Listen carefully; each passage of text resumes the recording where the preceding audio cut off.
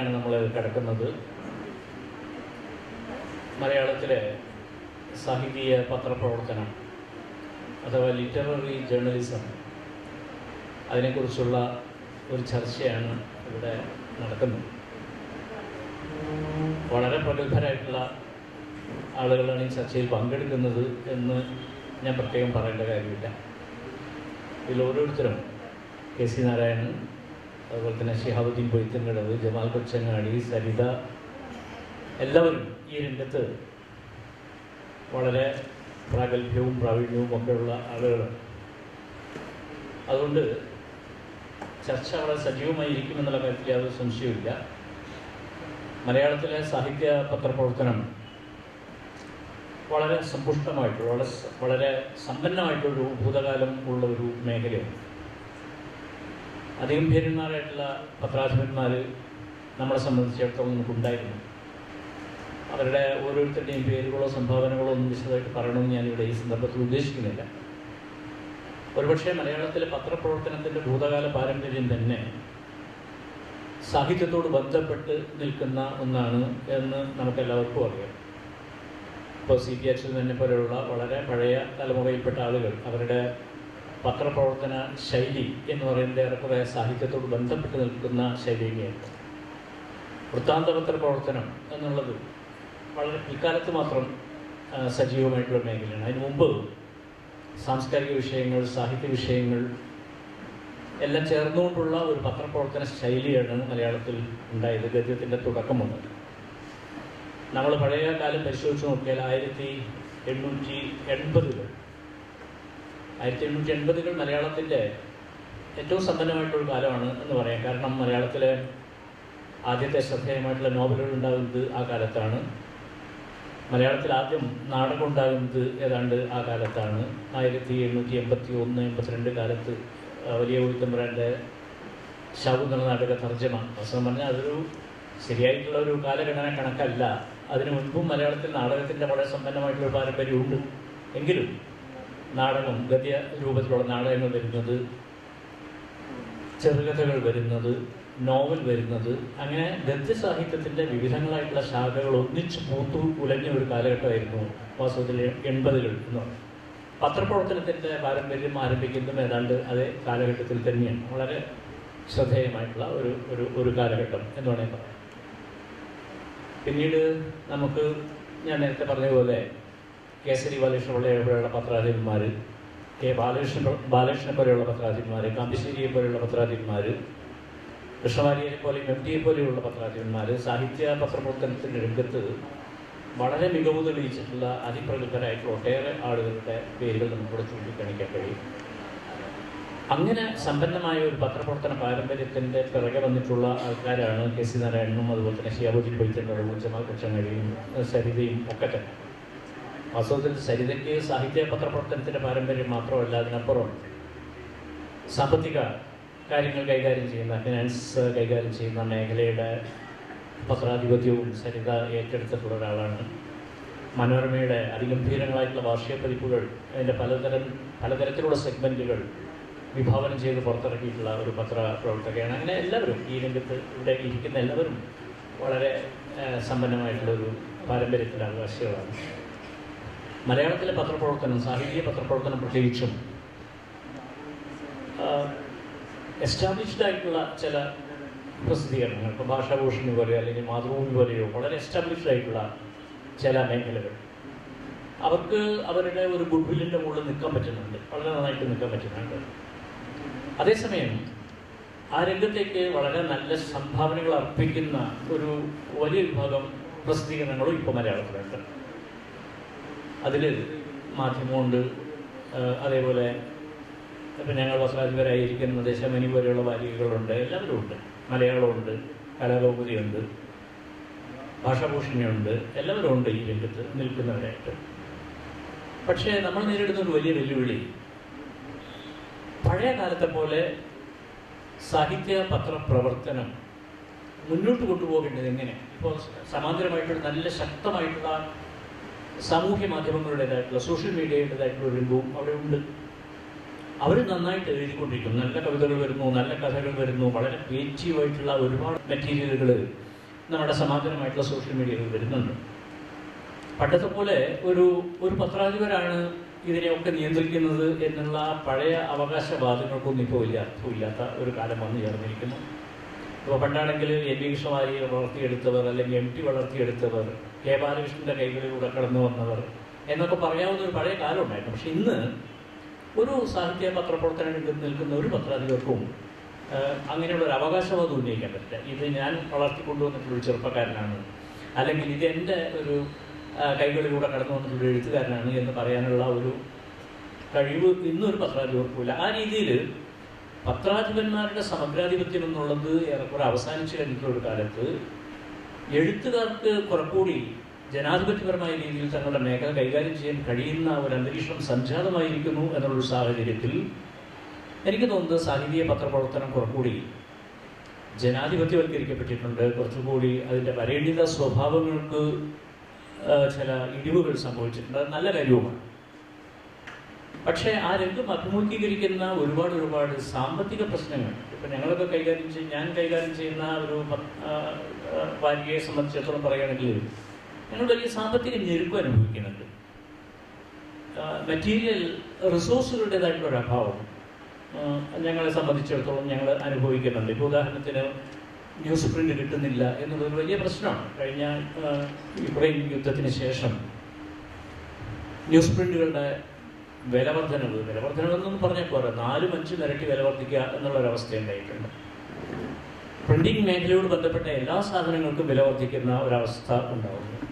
അപ്പം അത്തരൊരവസ്ഥയിൽ പലരും പ്രയാസപ്പെട്ടാണ് പിടിച്ചു നിൽക്കുന്നത് എന്ന് നമുക്ക് എല്ലാവർക്കും അറിയാം. ചിലരൊക്കെ പ്രസിദ്ധീകരണം നിർത്തി കഴിഞ്ഞു. ഷിഹാബ് പത്രാധിപരായിരുന്ന ഒരുപക്ഷെ ഷിഹാബിൻ്റെ കാലത്താണ് ഏറ്റവും ശ്രദ്ധേയമായ രീതിയിൽ അത് മുന്നോട്ട് വന്നത് ചന്ദ്രിക ആഴ്ചപ്പതിപ്പ് എന്ന് പറയുന്നത്. പണ്ട് CH കാലത്ത് ചന്ദ്രിക ഒരു ഒന്നാം തരം പ്രസിദ്ധീകരണമായി. ആ പഴയ കാല പ്രൗഢി ഷിഹാബിൻ്റെ കാലത്ത് തിരിച്ചു ഉദിച്ചു എന്നുള്ളൊരു വലിയ കാര്യമാണ്. വലിയ എഴുത്തുകാരെ കൊണ്ടുവന്നു CH കാലത്ത്. കോഴിക്കോട് പൊറ്റക്കാട്ടിനെ പോലെയുള്ള എഴുത്തുകാർ, PA മുഹമ്മദ് കോയെ പോലെയുള്ള എഴുത്തുകാർ, ഒരുപാട് വലിയ എഴുത്തുകാരെ കൊണ്ടുവന്നിട്ടുള്ളൊരു ഒരു പത്ര സ്ഥാപനമാണ് വാസ്തവത്തിൽ പഴയ ചന്ദ്രിക എന്ന് പറയുന്നത്. ആ ചന്ദ്രികയുടെ പഴയ പ്രൗഢി തിരിച്ചു പിടിച്ചിട്ടുള്ളത് ഷിഹാബിൻ്റെ കാലത്ത്. ജമാൽ കൊച്ചങ്ങാടി നമുക്കറിയാം, മാധ്യമത്തിൽ എത്രയോ എഴുത്തുകാർ അദ്ദേഹത്തോടുള്ള കടപ്പാട്, അദ്ദേഹത്തോടുള്ള തങ്ങളുടെ സ്നേഹ ബഹുമാനങ്ങൾ പ്രകടിപ്പിക്കുന്നത് ഞാൻ എപ്പോഴും കാണാറുള്ള ഒരു കാര്യമാണ്. അപ്പം അങ്ങനെയുള്ള ആ മേഖലയിൽ പ്രസിദ്ധീകരണങ്ങൾക്ക് പിടിച്ചു നിൽക്കാൻ പറ്റാത്ത ഒരു സാഹചര്യം പൊതുവെ സംജാതമാകുന്നുണ്ട്. വരിക്കാരുടെ അഭാവമുണ്ട്, റിസോഴ്സിൻ്റെ അഭാവമുണ്ട്, സോഷ്യൽ മീഡിയയുടെ കടന്നുകയറ്റമുണ്ട്. ഇതെല്ലാം ചേർന്ന് വലിയ ക്രൈസിസ് അനുഭവിക്കുന്ന ഒരു മേഖലയാണ് സാഹിത്യ പത്രപ്രവർത്തനത്തിൻ്റെ മേഖല എന്ന് നാം ഇപ്പോൾ തിരിച്ചറിയണം. മറ്റൊരു കാര്യം കൂടി ഞാൻ സൂചിപ്പിക്കാൻ ആഗ്രഹിക്കുന്നത്, സാഹിത്യ പത്രപ്രവർത്തനത്തിൻ്റെ രംഗത്ത് എന്താണ് വാസ്തവത്തിൽ സാഹിത്യ പത്രപ്രവർത്തനം എന്ന് പറഞ്ഞാൽ ഇപ്പോൾ പഴയ MTയുടെയും NPയുടെയും അല്ലെങ്കിൽ ബാലകൃഷ്ണൻ്റെയും ഒക്കെ കാലം പോകട്ടെ, ഇപ്പോൾ എന്താണ് എന്ന് ചോദിച്ചാൽ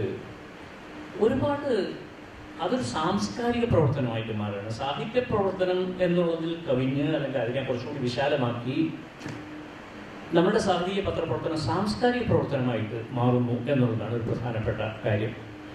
അതിൽ യാത്രകൾ വരുന്നുണ്ട്, സ്ത്രീകളോട് ബന്ധപ്പെട്ടുള്ള പ്രശ്നങ്ങൾ കൈകാര്യം ചെയ്യുന്നുണ്ട്, കളികൾ വരുന്നുണ്ട്, തൊഴിലവസരങ്ങൾ സൃഷ്ടിക്കപ്പെടുന്നതിനെക്കുറിച്ചുള്ള സാഹചര്യങ്ങൾ വരുന്നുണ്ട്.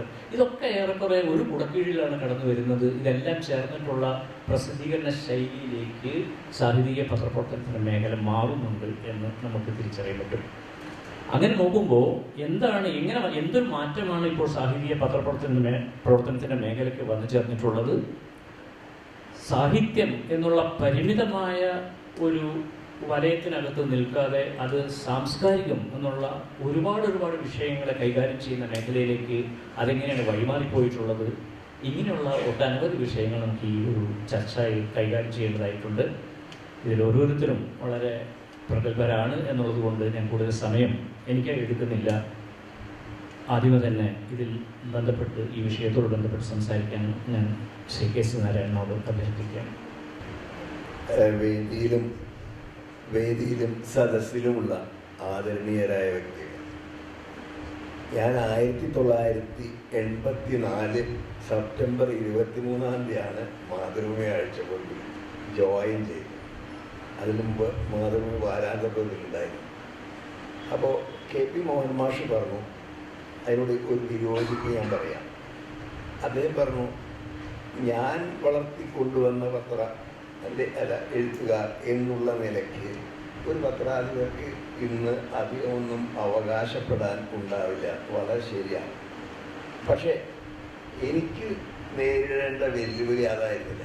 പുതിയ എഴുത്തുകാരെ കണ്ടെത്തുക എന്നുള്ളതല്ല, എഴുത്തുകാരിൽ നിന്ന് അവർ പോലും ആലോചിക്കാത്ത സാധനം കടഞ്ഞ് ഉണ്ടാക്കിയെടുക്കുക എന്നുള്ളതായിരുന്നു വലിയ പ്രയാസമാണ്. അവർ പിന്നെ അത് തന്നെ ആലോചിച്ചിട്ടുണ്ടാവും. ഞാൻ ഒരൊറ്റ ഉദാഹരണം പറയാം. ഈ മാതൃഭൂമി ആഴ്ചവെപ്പിൻ്റെ സർക്കുലേഷൻ അന്ന് വളരെ കഷ്ടമായിരുന്നു. ഓരോ ആഴ്ചയും 1000 കോപ്പി വീഴുക. അപ്പോൾ അന്നാണ് മാധവിക്കുട്ടിയുടെ മകനും ബാലാമണിയമ്മയുടെ പൗത്രനുമായ MD നാലപ്പാട്ട് ചാർജ് എടുക്കും. അപ്പോൾ അദ്ദേഹം എന്നെ വിളിച്ച് പറഞ്ഞു, തന്നെ ഞാൻ ഈ ആഴ്ചവെപ്പിൻ്റെ ചുമതല ഏൽപ്പിക്കുകയാണ്. ഞാനത് അന്താളിച്ചു. എനിക്ക് 32 വയസ്സാണ്. ഈ വലിയ ഭാരം ചുമക്കാൻ എൻ്റെ തോളിന് ശക്തി ഉണ്ടാവുമെന്ന് ഞാൻ പേടിച്ചു. അത് സാരില്ല, അതൊക്കെ ശരിയാവുമെന്ന് പുള്ളി പ്രോത്സാഹിപ്പിച്ചു. പക്ഷെ 3 കണ്ടീഷൻസ് പറഞ്ഞു. എനിക്ക് ഇതിൻ്റെ റെസ്പെക്റ്റബിലിറ്റിയും പ്രസ്റ്റീജും അതുപോലെ നിലനിർത്തണം. കാരണം ഞങ്ങളുടെ വീട്ടിലൊക്കെ മാതൃഭൂമി ദിനപത്രത്തിനേക്കാളൊക്കെ അധികം ബഹുമാനത്തോടുകൂടിയും ആദരത്തോടുകൂടിയും കണ്ടിരുന്നതാണ് മാതൃഭൂമി ആഴ്ചവെപ്പ്. അത് കുറയാതെ നോക്കണം. പിന്നെ ഇത് 1,00,000 കോപ്പി ഇതൊന്ന് സ്റ്റെബിലൈസ് ചെയ്തതാണ്. പിന്നെ താൻ പ്രതിഫലം നിശ്ചയിക്കുക, അതൊക്കെ തൻ്റെ പണി. ഈ 3 കണ്ടീഷൻസാണ് അദ്ദേഹം പറഞ്ഞത്.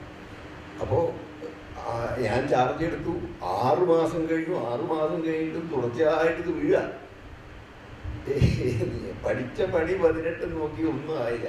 അപ്പം ഞാൻ ഈ പത്രത്തിലുള്ള ആളുകളെ എല്ലാവരും ഒരു യോഗം വിളിച്ചു, എന്തെങ്കിലും സജഷൻസ് ഉണ്ടോ? ആർക്കും സജഷൻസ് പറയാം. അപ്പോൾ P. രാജൻ എന്ന് പറയുന്ന വളരെ സീനിയറായ ഒരാൾ ഉണ്ട്, അസിസ്റ്റൻ്റ് എഡിറ്റർ. അദ്ദേഹം പറഞ്ഞു, ഈ IAS IPS കാരുണ്ടാവുമല്ലോ, അവരൊക്കെ റിട്ടയർ ചെയ്തിവിടെ തിരുവനന്തപുരത്ത് പലരുമുണ്ട്. അവരെ കൊണ്ട് ഈ ഔദ്യോഗിക കാലത്തെ സ്മരണകൾ ഒന്ന് എഴുതിച്ചാൽ ചിലപ്പോൾ ക്ലച്ച് പിടിച്ചേക്കും. അപ്പോൾ ഞാൻ ആ ലിസ്റ്റ് ഉണ്ടാക്കി, അവിടുത്തെ റിട്ടയർഡ് IAS IPS മുഴുവൻ. അപ്പോൾ നോക്കുമ്പോൾ അവസാനം തടഞ്ഞത് മലയാറ്റൂർ രാമകൃഷ്ണൻ്റെ പേരാണ്. ഞാൻ വെച്ച് പിടിപ്പിച്ചു മലയാറ്റൂർ രാമകൃഷ്ണൻ്റെ കരമനയിലുള്ള വീട്ടിൽ. അവിടെ ചെന്നു. എനിക്ക് നേരത്തെ പരിചയമൊന്നുമില്ല, പത്രക്കാരൻ ആരും നേരത്തെ പരിചയം ഉണ്ടാവണ്ട, നമുക്ക് ഇടിച്ചു കയറാം. അപ്പോൾ അവിടെ ചെന്നു ഇരിക്കാനൊക്കെ പറഞ്ഞു, കാപ്പിയൊക്കെ തന്നു. അപ്പോൾ അദ്ദേഹം പറഞ്ഞു, എന്താ വന്നതെന്ന് ചോദിച്ചു. ഞാൻ പറഞ്ഞു, ഈ മലയാറ്റൂർ റിട്ടയർ ചെയ്ത് വരും, ഈ ഉദ്യോഗകാലത്തെ സ്മരണകളൊന്ന് എഴുതിയാൽ നന്നാവും. അദ്ദേഹം ക്ഷുഭിതനായി. എന്താ താൻ പറഞ്ഞത്? ഞാൻ ഈ ഔദ്യോഗിക രഹസ്യം കാത്തു സൂക്ഷിക്കാം എന്നുള്ള പ്രതിജ്ഞ ചെയ്തിട്ടാണ് ഈ IAS കയറിയത്. അതൊന്നും ഈ പൊതുജന മധ്യത്തിൽ എഴുതുക എന്ന് പറഞ്ഞാൽ നടക്കുന്ന കാര്യമില്ല. അതുകൊണ്ട് നിങ്ങൾ അതിനെപ്പറ്റി ആലോചിക്കേണ്ട, വിട്ടോളൂ. പക്ഷെ ഞാൻ വിട്ടു. പക്ഷേ പത്രപ്രവർത്തകന് നിരാശ എന്നൊരു വികാരമേ പാടില്ല. ഞാൻ അടുത്ത ആഴ്ച ഇരുന്നു. അയാൾ പുഞ്ചിരിച്ചുകൊണ്ട് എന്താണെന്ന് ചോദിച്ചു. അപ്പോൾ ഞാൻ പറഞ്ഞത് കഴിഞ്ഞ കുറി വന്നപ്പോൾ പറഞ്ഞ കാര്യം തന്നെ ഒന്നുകൂടി പറയണമെന്ന് വന്നുള്ളൂ. ശരി, നോക്കാം. ഞാൻ ഒരു വ്യവസ്ഥ വയ്ക്കാം. തകഴിച്ചേട്ടനോട് ഞാനത് പറയും. തകഴിച്ചേട്ടൻ എഴുതിക്കോളാൻ പറഞ്ഞാൽ ഞാൻ എഴുതും, അല്ലെങ്കിൽ പിന്നെ ആ ചാപ്റ്റർ ക്ലോസാണ്. അവൻ തകഴിച്ചേട്ടനോട്, അപ്പോൾ ഞങ്ങൾ രാജൻ പറഞ്ഞു, തകഴിച്ചേട്ടനോട് പറയിപ്പിക്കാൻ നമുക്ക് വഴികളുണ്ട്. അവിടെ MM വർഗീസ് ആലപ്പുഴ കറസ്പോണ്ടൻ്റാണ്. MM വർഗീസിൻ്റെ ഉറ്റ സുഹൃത്താ തകഴി. MM വർഗീസിനോടൊന്ന് വിളിച്ചു പറഞ്ഞാൽ മതി, തകഴി എന്ത് സമ്മതം കൂടും. അപ്പോൾ ഞാൻ പറഞ്ഞു, അതൊന്നും വേണ്ട, തകഴി സ്വമനസ്സാലെ അദ്ദേഹത്തിന് അനുവാദം കൊടുക്കുകയാണെങ്കിൽ മാത്രം മതി. അപ്പോൾ തകഴി കൊടുക്കുകയോ ഇല്ലയോ നമുക്ക് ഉൽക്കണ്ഠയുണ്ട്. അപ്പോൾ അത് കഴിഞ്ഞ് ഞാൻ അടുത്ത കുറി വീണ്ടും നിരാശനാവാതെ വീണ്ടും മലയാറ്റൂരിൻ്റെ അടുത്തെത്തി. അപ്പോൾ മലയാറ്റൂർ ഒരു അരപ്പുഞ്ചേരി ഉണ്ട്. അപ്പോൾ അയാൾ പറഞ്ഞു, തകഴിച്ചേട്ടൻ യെസ് പറഞ്ഞിട്ടുണ്ട്. വലിയ സന്തോഷമായി. അങ്ങനെ തകഴിച്ചേട്ടൻ യെസ്. അപ്പോൾ ഇത് എന്താ എഴുതുക? അപ്പം ഞാൻ പറഞ്ഞു, ഈ ഔദ്യോഗിക രഹസ്യം നമുക്ക് വേണ്ട. ഈ ഔദ്യോഗിക രഹസ്യത്തിൻ്റെ അപ്പുറത്തുള്ള വ്യക്തികളുണ്ടാവുമല്ലോ, IAS കാരനായിട്ട് പരിചയമുള്ള ആളുകൾ, അങ്ങനെ ഒരുപാട് ലോകമുണ്ടല്ലോ ഇതിൽ. ആ ലോകത്തിനെ പറ്റി ഹൃദ്യമായ രീതിയിൽ എഴുതാൻ മലയാറ്റൂരിനെ അറിയാം. അപ്പം അത് എഴുതിയാൽ മതി. അത് കൊള്ളാം എന്നാൽ പിന്നെ അദ്ദേഹം ചോദിച്ചു, എന്ത് തരും കാശ്? അപ്പം ഞാൻ പറഞ്ഞു, എന്താണ് മലയാറ്റൂർ പറഞ്ഞാൽ അത് തരും. അപ്പോൾ പറഞ്ഞു, 500 രൂപ വേണം, 1 ലക്കത്തിൽ. വലിയ തുകയാണ്. 250 രൂപ ആണ് അന്ന് ശരാശരിയൊക്കെ ആളുകൾക്ക് കൊടുക്കുക. OVG-നൊക്കെ 250 രൂപയെ കൊടുക്കുള്ളൂ. അപ്പോഴാണ് മലയാറ്റൂർ 500 രൂപ കൊടുക്കുന്നത് ചോദിക്കുന്നത്. അത് ഞാൻ ഏറ്റു. കാരണം എനിക്കതിനുള്ള അധികാരം തന്നിട്ടുണ്ട്. ഞാൻ 500 രൂപ ഇടാൻ എന്ന് പറഞ്ഞ് ഞാൻ അത് ഏറ്റു. എന്നാ ശരി, അപ്പം കരാറായാലോ. ജൂൺ 30 ഞാൻ മറ്റേ എന്താ പറയണ്ടത് 3 ലക്കം എഴുതി വെച്ചിട്ടുണ്ടാവും. ആ സാധനം നിങ്ങൾക്ക് കൊണ്ടുപോകാം. പിന്നെ 3 ലക്കങ്ങൾ 3 ലക്കങ്ങളായിട്ട് തരും. അപ്പോൾ അങ്ങനെ ഒരു 51 ലക്കം ഉണ്ടാവും ഒരു കൊല്ലം. അത് വലിയ നമ്മളെ രക്ഷിച്ചെടുത്ത, മാതൃകാഴ്ചവെപ്പിനെ രക്ഷിച്ചെടുത്ത വലിയൊരു ഘടകമായി. ഇതിലെന്താ, എൻ്റെ മിടുക്കല്ല, മലയാറ്റൂരിൻ്റെ മിടുക്കല്ല, മൊത്തം ഒരു ആളുകളുടെ കൂട്ടായ്മയിലുണ്ടായ ആശയങ്ങളെ ഒരാൾ പ്രയോഗത്തിൽ വരുത്തി. ഇതാണ് പണ്ടത്തെ പത്രാധിപത്യവും ഇപ്പോഴത്തെ പത്രാധിപത്യവും തമ്മിലുള്ള വ്യത്യാസം. ഇതൊരാൾ ആലോചിച്ചുണ്ടാക്കിയ ഉണ്ടാവില്ല. ഇത് എത്രയോ ആളുകളുടെ തലച്ചോറ് ഒരുമിച്ച് പ്രവർത്തിക്കുമ്പോൾ ഉണ്ടാകുന്ന ഒരു ഫലമാണ് ഇങ്ങനൊരു ആശയം. എല്ലാ പത്രങ്ങളിലും ടീം വർക്ക് ഇപ്പോൾ നടക്കുള്ളൂ. അങ്ങനെ ടീം വർക്കിൻ്റെ ഭാഗമായി ആശയങ്ങൾ ഉണ്ടാവും. ചിലത് പൊട്ടണു, ചിലത് വിജയിക്കണു, അങ്ങനെയുള്ളൊരു പരിപാടിയാണ്. അപ്പം ഇതാണ് എൻ്റെ അനുഭവത്തിൽ ഈ ഒരാൾ ആലോചിക്കാത്ത വിഷയം അയാളിൽ നിന്ന് ചുരത്തിയെടുക്കുന്ന ഒരു പത്രപ്രവർത്തന രീതി ആദ്യം പരീക്ഷിച്ച് വിജയിപ്പിച്ചതിൻ്റെ ഒരു ഉദാഹരണം. ഇനി രണ്ടാമത്തെ മാധവിക്കുട്ടിയ. വലിയ ഇമ്പോസിബിൾ ക്യാരക്ടേഴ്സിനാണ് ഞാൻ ഈ കൈകാര്യം ചെയ്യുന്നത്. അപ്പോൾ മാധവിക്കുട്ടിയായിട്ട് ഞാൻ അന്ന് ഒരു കൊല്ലം ഉണ്ടായി. എല്ലാ ആഴ്ചയും ഞാൻ പോകും. വളരെ മധുര മനോഹര കാവ്യാത്മകമാണ് അവരുടെ സംഭാഷണം. ഇടയ്ക്ക് ഒരു കവിത പോലെയോ ആത്മകഥം പോലെയോ ഒന്നുമില്ല. ഒരു പൊടുന്നനെ അവർ പറയാണ്, ഈ ചെന്നിട്ട് കാപ്പിയൊക്കെ തന്ന് പറയാണ്, ഈ എഴുത്തെന്ന് പറഞ്ഞിട്ട് കുട്ടി നേരെ കുട്ടീനാണ് ഈ തടവുകാരൻ ഈ തുരങ്കം ഉണ്ടാക്കിയിട്ട് അങ്ങനെ പുറത്തേക്ക് പോകാൻ നടത്തുന്ന ഒരു ശ്രമമാണ്. അന്ന് എന്തൊരു ഇമേജാ. തടവുകാരൻ പുറത്തേക്ക് പോകാൻ ശ്രമിക്കുന്ന ഒരു ശ്രമമാണിത്. പിന്നെ പരിഹാസമുണ്ട്. തിരുവനന്തപുരത്തെ ഒരു സാഹിത്യ സമ്മേളനം നടക്കുക. അപ്പം തന്നെ ആളുകൾ പേരൊക്കെ പറഞ്ഞു, ഈ സാഹിത്യത്തിലെ കുഴിനകങ്ങളെ.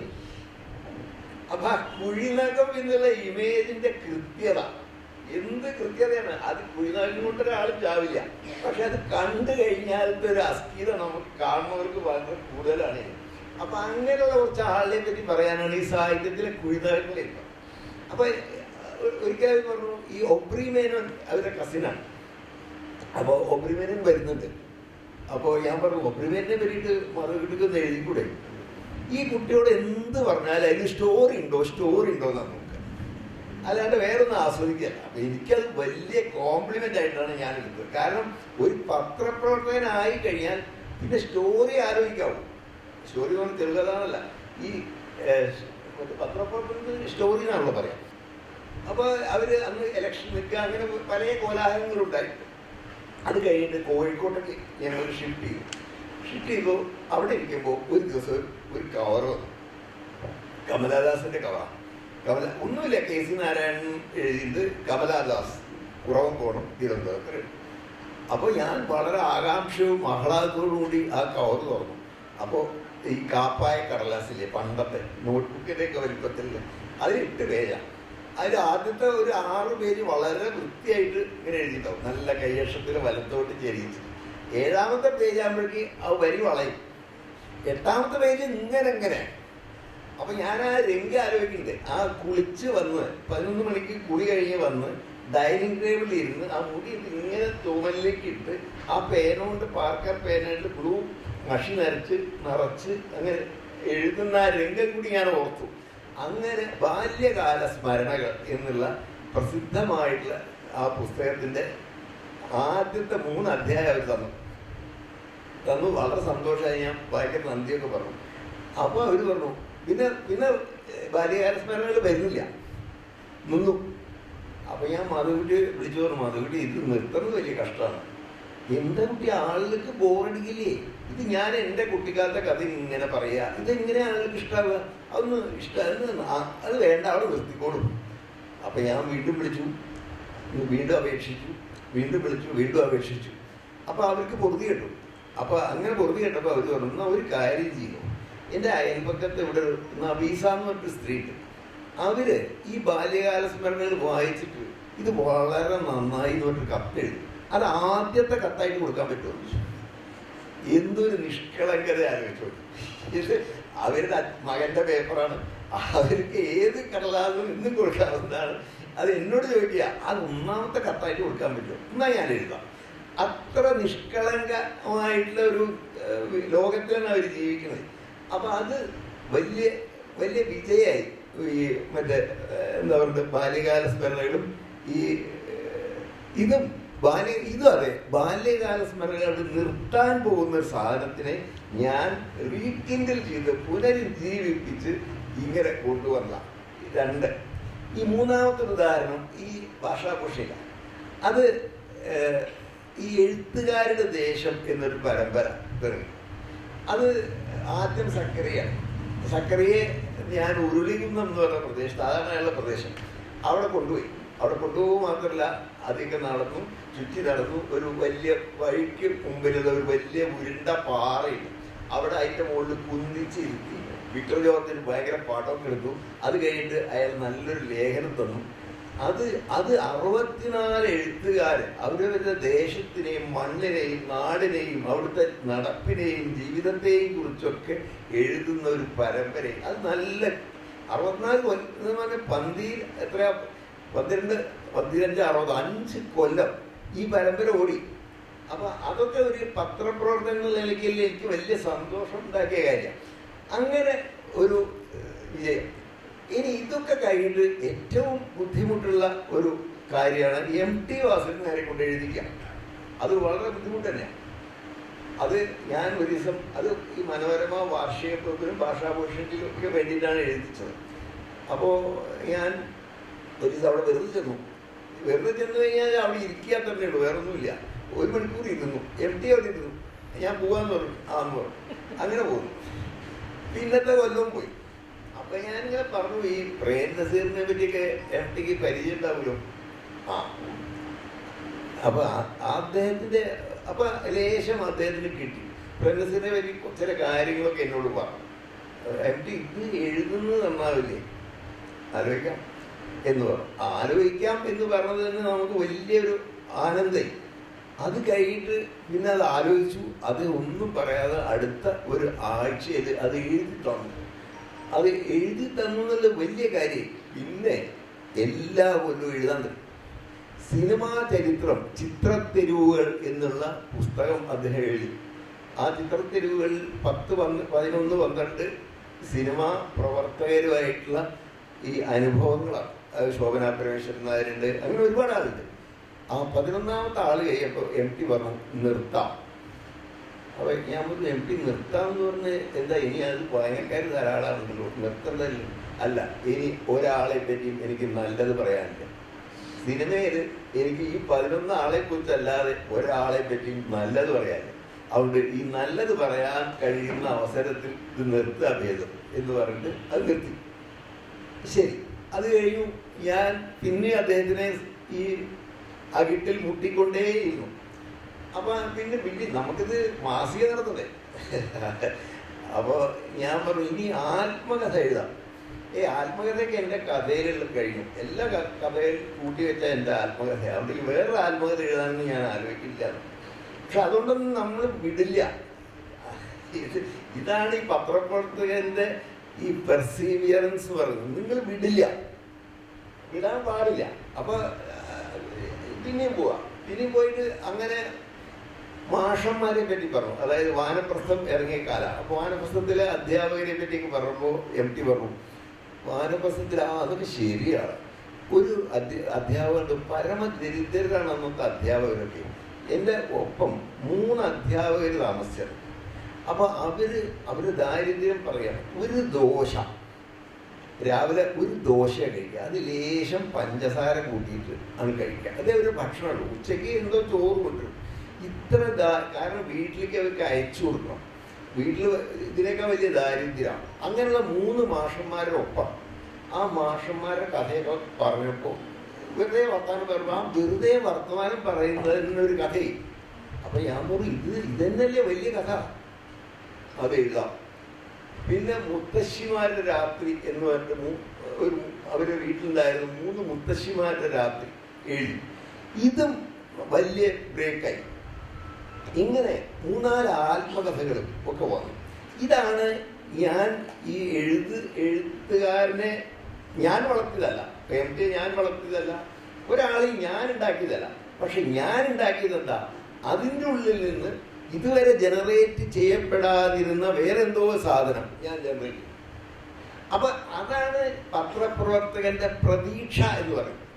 ഇവരിൽ നിന്ന് ഇനിയും കറക്കാൻ പാലുണ്ടാകിട്ടില്ല എന്നുള്ള പ്രതീക്ഷയോടുകൂടി നമ്മൾ പ്രവർത്തിക്കാം. അപ്പൊ നമുക്ക് നിരാശ ഉണ്ടാവില്ല, എന്തെങ്കിലും കിട്ടും. ഇപ്പൊ C.K. ജാനുവിന്റെ ആത്മകഥ ബാലഭാസ്കർ എന്നുള്ള ചിത്രകാരനാണ് എഴുതിയത്. അയാൾ പറഞ്ഞു, ഞാൻ കാട്ടു പോവാം. ഞാൻ അന്ന് മാനന്തവാടി കാട്ടിലാണ് ഒരു താമസിച്ചത്. ആ C.K. ജാനുവിന്റെ ആത്മകഥ എന്ത് ഭംഗിയായിരുന്നു. എനിക്ക് ഇനീഷ്യൽ ഇല്ല എന്നാ പറഞ്ഞു. ഇനീഷ്യൽ ഉണ്ടാവണമെങ്കിൽ എന്ത് വേണം, സ്കൂളിൽ പോയാലേ ഇനീഷ്യൽ ഉണ്ടാവുള്ളൂ. അപ്പൊ എനിക്ക് ഇനീഷ്യൽ ഇല്ല, ജാനു എന്ന് മാത്രമേ. പിന്നെ ഇനീഷ്യൽ ഉണ്ടായി, എന്താ, സ്കൂളിൽ പോയിട്ട് C.K. ജാനു, ഒരു ഇനീഷ്യൽ എത്രയുണ്ട്. അങ്ങനെ ആ C.K. ജാനുവിന്റെ ആത്മകഥയ്ക്ക് എത്ര മനോഹരമായി. ഒരുപാട് ആത്മകഥകൾ വീണ്ടും വന്നു, 10ഓളം വിവിധ വിഭാഗങ്ങളിൽപ്പെട്ട ആത്മകഥകൾ വന്നു.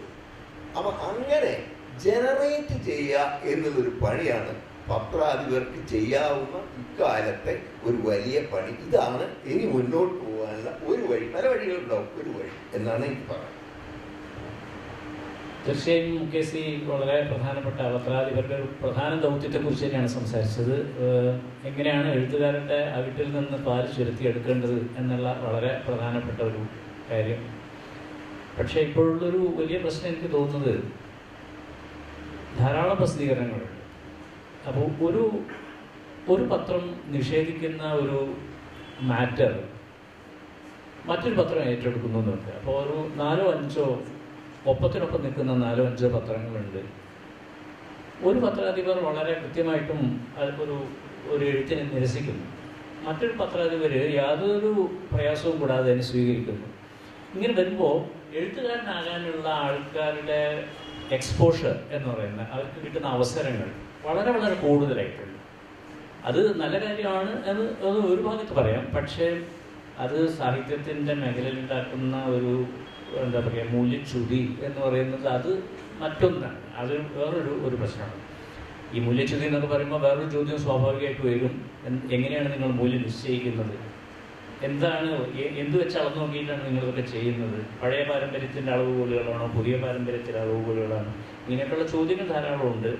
അപ്പോൾ ആരുടെ അടുത്ത് പോകണം, ആരിൽ നിന്ന് വസ്തുതകൾ സ്വീകരിക്കണം, ഇതൊരു വളരെ പ്രധാനപ്പെട്ട ഒരു പ്രശ്നം തന്നെയാണ്. പത്രാധിപരെ സംബന്ധിച്ചിടത്തോളം വളരെ മനോഹരമായിട്ട് തൻ്റെ അനുഭവങ്ങൾ കേസ് വിവരിക്കുന്നു. ഇതേ അനുഭവങ്ങൾ എനിക്ക് തോന്നുന്നത് ജമാലിനുണ്ടാവും എന്ന് ഞാൻ വിചാരിക്കുന്നു. ജമാൽ സംസാരിക്കുന്നു.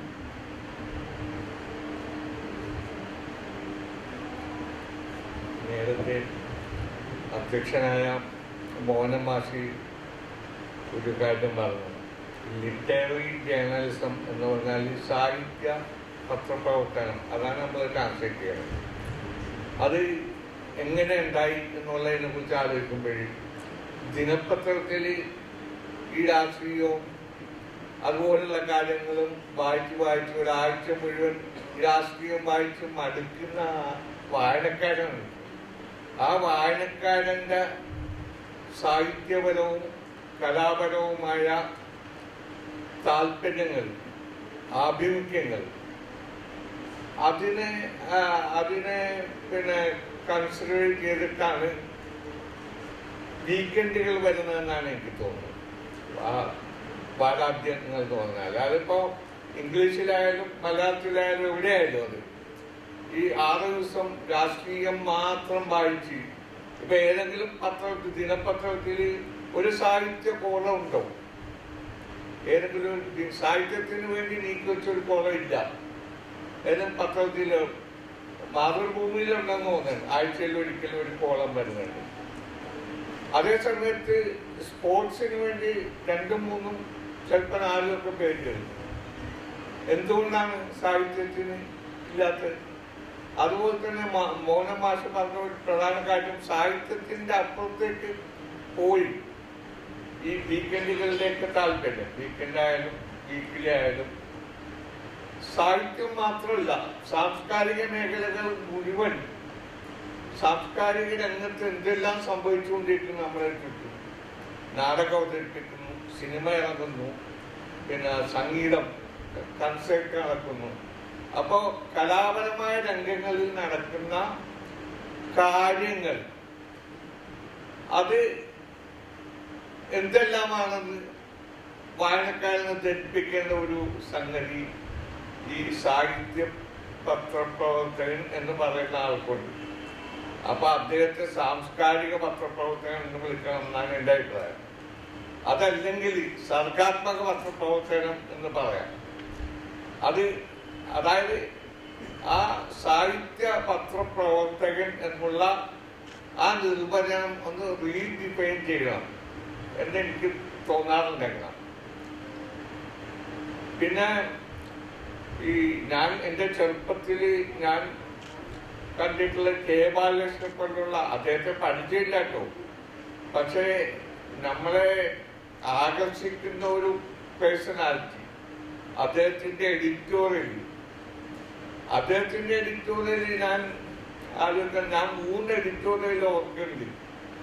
അദ്ദേഹത്തിന്റെ വ്യക്തിപരമായി ചില ആളുകൾ മരിച്ചപ്പോൾ, ഒന്ന് കോഴിക്കോട് വെച്ച് ഈ മുല്ലവീട്ടിൽ അബ്ദുറഹ്മാൻ കൊല്ലപ്പെടുകയാണ് ഉണ്ടായത്. ആ സംഭവത്തെ കുറിച്ച് എഡിറ്റോറിയൽ എഴുതി. തികച്ചും പേഴ്സണൽ ആയിട്ടുള്ള ഒരു സംഗതിയാണ് എഴുതുന്നത്. സാധാരണ എഡിറ്റോറിയൽ എന്ന് പറഞ്ഞാൽ പൊതുപ്രസക്തിയുള്ള സംഗതികളല്ല. അപ്പോഴാണ് ഞാൻ ഈ ഇദ്ദേഹത്തെ പറ്റി അറിയുന്നത്. ഞാൻ കൊച്ചിയിൽ ഉള്ള ആളാണ്, കോഴിക്കോട് വന്നിട്ട് ഒരു 10-40 വർഷമായുള്ളൂ. പക്ഷെ അതും ഒരു നല്ല എഴുത്തുകാരനായ പത്രാധിപർക്ക് ആ വിഷയം അവതരിപ്പിക്കാം. അതുപോലെ അദ്ദേഹത്തിന്റെ സഹോദരൻ ഭദ്രൻ വിമാനാപകടത്തിൽ മരിച്ചപ്പോൾ വളരെ ഉള്ളിൽ തട്ടുന്ന ഒരു എഡിറ്റോറിയലായിരുന്നു. പിന്നെ അസംബരക്കാരുമായിട്ട് ഇതൊക്കെ എന്റെ ഓർമ്മയിലുണ്ട്. അദ്ദേഹത്തിന്റെ ചോദ്യോത്തരപംക്തി, അന്ന് ചോദ്യോത്തരപംക്തിയാണ് പ്രധാനപ്പെട്ട ഒരു സംഗതി. ബഷീറും നുണയും എന്ന് പറഞ്ഞ നർമ്മദയിൽ ഇതെഴുതിയുണ്ട്, ചോദ്യോത്തരപംക്തി എഴുതിയിരുന്നു. KC പറഞ്ഞത്. അതുപോലെ തന്നെ ഈ കാമ്പശ്ശേരി കടനാനെ നമുക്ക് മറക്കാൻ പറ്റില്ല. ജനപക്ഷത്ത് നിന്ന് ജനകീയമായിട്ടുള്ള ഒരു വായനാ സംസ്കാരം ഉണ്ടാക്കിയ ആളാണ് കാമ്പശ്ശേരിക്കാരൻ. അദ്ദേഹം ജനകീയത്തിൽ ആണ് ഈ ആദ്യകാലത്ത് ഏറ്റവും കൂടുതൽ ബംഗാളി നോവലുകൾ ഹിന്ദി നോവലുകളൊക്കെ ട്രാൻസ്ലേറ്റ് ചെയ്തുകൊണ്ട് വിലയ്ക്ക് വാങ്ങാം. അതുപോലെ പിന്നെ യശുപാലിന്റെയും വിമൽ മിത്രയുടെയും ഒക്കെ നോവലുകൾ, അത് മാതൃഭൂമിയിലും അതുപോലത്തെ ആന്ധ്രയിൽ നിന്നും കന്നഡയിൽ നിന്നുള്ള നോവലുകളൊക്കെ വന്നു. അപ്പൊ മലയാളത്തിൽ എഴുതിയില്ലെങ്കിലും വായനക്കാരെ ഉദാത്തമായ ഒരു മേഖലയിലേക്ക് കൊണ്ടുപോകാൻ കഴിയുന്ന ഒരു പത്രാധിപരുണ്ടെങ്കിൽ അദ്ദേഹം വിഷയങ്ങൾ തേടിപ്പിടിക്കും. എനിക്ക് ലിറ്റിൽ മാഗസിനുകളിൽ നിന്ന് പ്രചോദനം ഉണ്ടായിട്ടുണ്ട്. ഒരു ഉദാഹരണം പറയാം. ഈ ലിറ്റററി ജേർണലിസം എന്ന് കൂടെ പറയാനുള്ളത് കൃഷ്ണൻ നായരാണ്. കൃഷ്ണൻ നായർ സാറ് സാഹിത്യപാഠ ഫലത്തിൽ എപ്പോഴെപ്പോഴും പറയും ലിറ്റററി ജേർണലിസം, ഞാൻ എഴുതുന്നത് സാഹിത്യമൊന്നുമില്ല, ലിറ്റററി ജേർണലിസം എന്ന് ഏറ്റവും കൂടുതൽ പറഞ്ഞിരുന്നത് അദ്ദേഹം.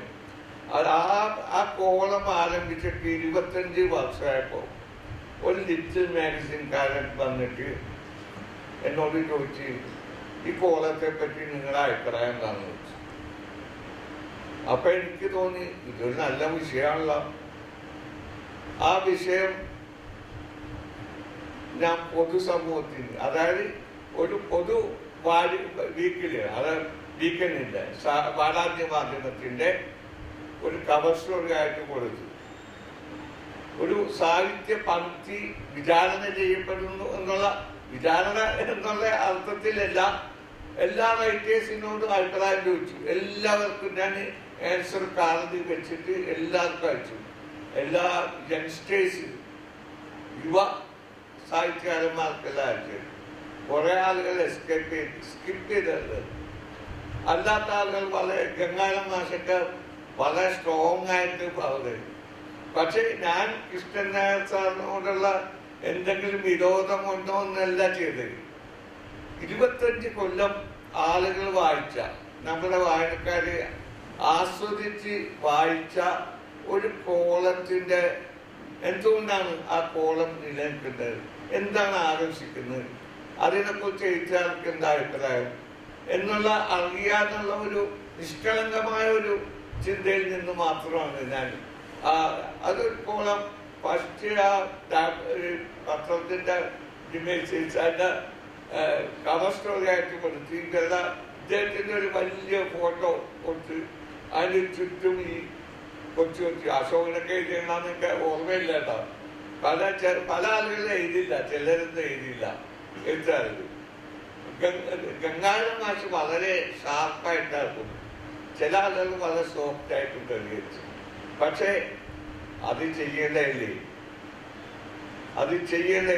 അതുപോലെ തന്നെ ഈ ലിറ്റിൽ മാഗസിന് പിന്നെ പ്രചോദനം സ്വീകരിച്ച് ഞാൻ വേറെ ഒരു കാര്യം. കാരണം ലിറ്റിൽ മാഗസിൻ എന്ന് പറഞ്ഞാൽ അങ്ങനെ മാർജിനലൈസ് ചെയ്ത ഒരു പത്രം, നമ്മള് മനുഷ്യരെ മാറ്റി നിർത്തണ പോലെ പത്രങ്ങളെയും മാറ്റി നിർത്താറുണ്ട്. അങ്ങനെ വന്നപ്പോ ഒരിക്കലും ലിറ്റിൽ മാഗസിനില്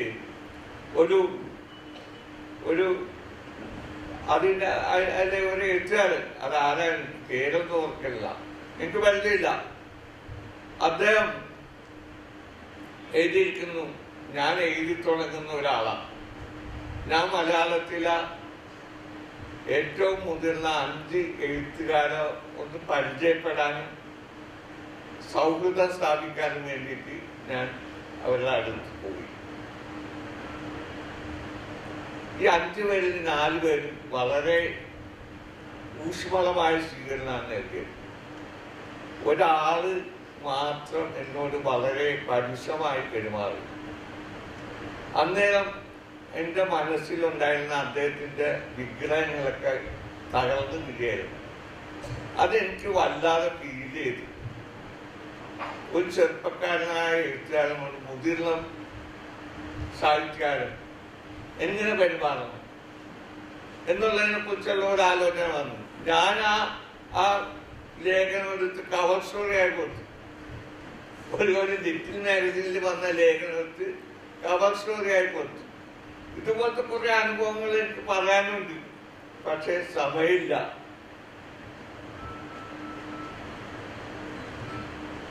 വാസ്തവം പറഞ്ഞാൽ ഇവിടെ പത്രാധിപ അനുഭവങ്ങൾ പറഞ്ഞാൽ തന്നെ ഒരുപാട് പറയാനുണ്ടാവും. കാരണം സാഹിത്യ പത്രപ്രവർത്തനത്തിൻ്റെ ഏതനുഭവവും ഓരോ എഴുത്തുകാരുമായിട്ട് ബന്ധപ്പെട്ടതിൻ്റെ അനുഭവം, എഴുതിച്ചതിൻ്റെ അനുഭവങ്ങൾ ഏതും വളരെ സന്തോഷകരമായിട്ടുള്ള അനുഭവങ്ങളായിരിക്കും. ആ കാര്യത്തിൽ യാതൊരു സംശയവുമില്ല.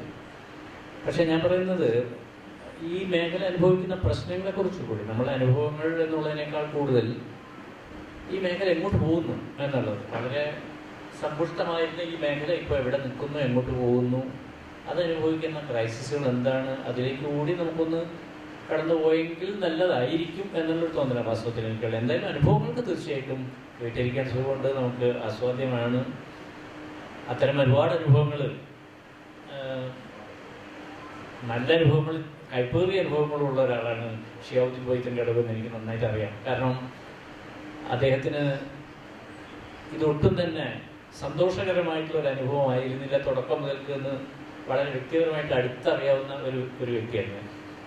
ബുദ്ധിമുട്ടി സാഹിത്യ പത്രപ്രവർത്തനം നടത്തിയിട്ടുള്ള ഒരു മനുഷ്യനാണ്. പക്ഷെ ചന്ദ്രികയിൽ വന്നപ്പോഴത്തേക്ക് അത് കുറച്ചുകൂടി സ്റ്റേബിളായിരുന്നു എന്നാണ് ഞാൻ വിചാരിക്കുന്നത്. ഷിഹാബിൻ്റെ അവസ്ഥ, പത്രാധിപര് തന്നെ വളരെ കഷ്ടപ്പെട്ടുകൊണ്ട് പത്രപ്രവർത്തനം നടത്തിയിരുന്ന ഒരു സാഹചര്യമാണ്. ഷിഹാബിൻ്റെ ആ പഴയകാല അനുഭവങ്ങളും എനിക്ക് തോന്നുന്നു വളരെ ഹൃദ്യമായിട്ടുള്ള അനുഭവങ്ങളായിരിക്കും.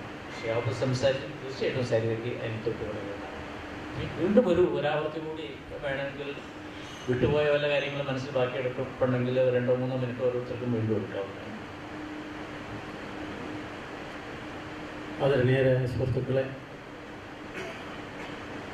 വളരെ പ്രധാനപ്പെട്ട ഒരു ചടങ്ങായിട്ടാണ് മനസ്സിലാക്കുന്നത്. സാഹിത്യ പത്രപ്രവർത്തനത്തെക്കുറിച്ച് ഇതുപോലൊരു ചർച്ച ഒരുപക്ഷെ എൻ്റെ ഓർമ്മയിൽ ആദ്യമായിട്ടാണ്. ഒരു പത്രപ്രവർത്തനത്തെക്കുറിച്ചൊക്കെ പറയാറുണ്ടെങ്കിലും സാഹിത്യ പത്രപ്രവർത്തനം എന്ന് പറഞ്ഞൊരു വലിയ തരത്തിലുള്ള ഒരു സാംസ്കാരിക നിർമ്മിതിയുടെ ഒരു മേഖല കൂടിയാണ് ഇപ്പോൾ. ആ നിലക്ക് അതിന് സാഹിത്യ പത്രപ്രവർത്തനം പ്രത്യേകമായി എടുത്ത് എൻ്റെ അഭിപ്രായത്തിൽ 2-3 ദിവസം തുടർച്ചയായിട്ട് ഒരു ഒരു ക്യാമ്പ് തന്നെ അക്കാഡമിക്ക് സംഘടിപ്പിക്കാവുന്നതാണെന്ന് തോന്നുന്നു.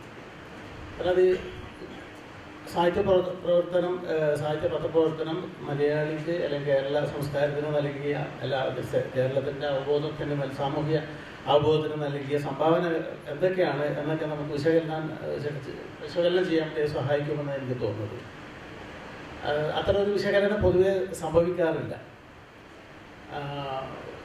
കാരണം വാർത്തക്കും ഇൻഫർമേഷനും അപ്പുറമുള്ള ഒരു മേഖലയാണ് സാഹിത്യ പത്രപ്രവർത്തനം എന്ന് പറയുന്നത്.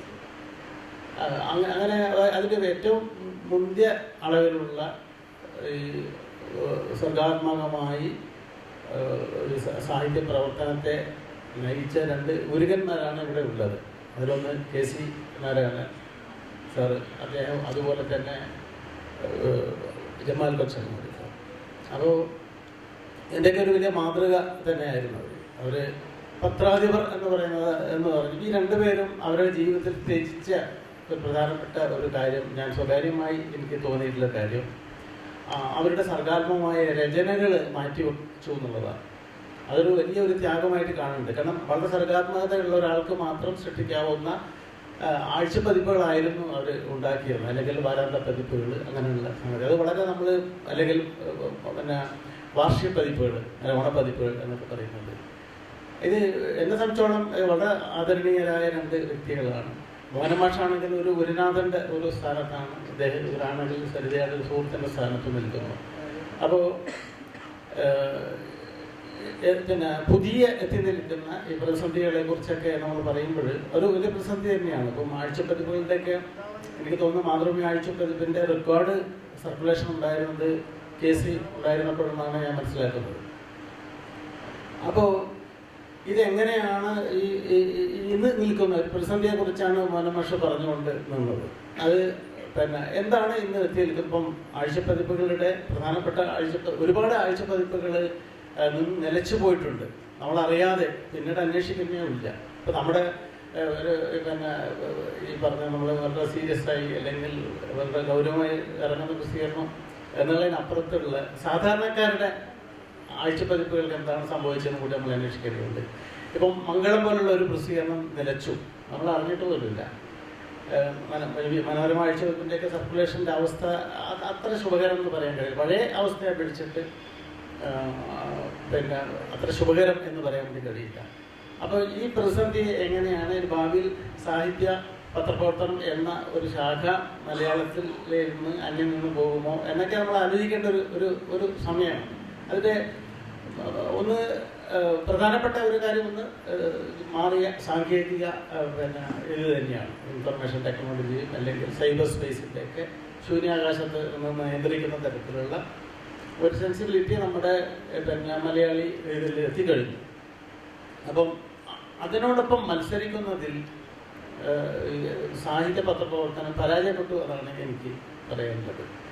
കാരണം അത് എന്തുകൊണ്ട് പരാജയപ്പെട്ടു എന്ന്, അത് ഏത് പ്രതിസന്ധിയും സർഗാത്മകമായിട്ടാണ് നേരിടേണ്ടത്. ആ സർഗാത്മകതയുടെ അളവ് നമുക്ക് എത്ര കണ്ട് സാധ്യമാവുന്നുണ്ട്, അത് ഒരു കാരണമാണ്.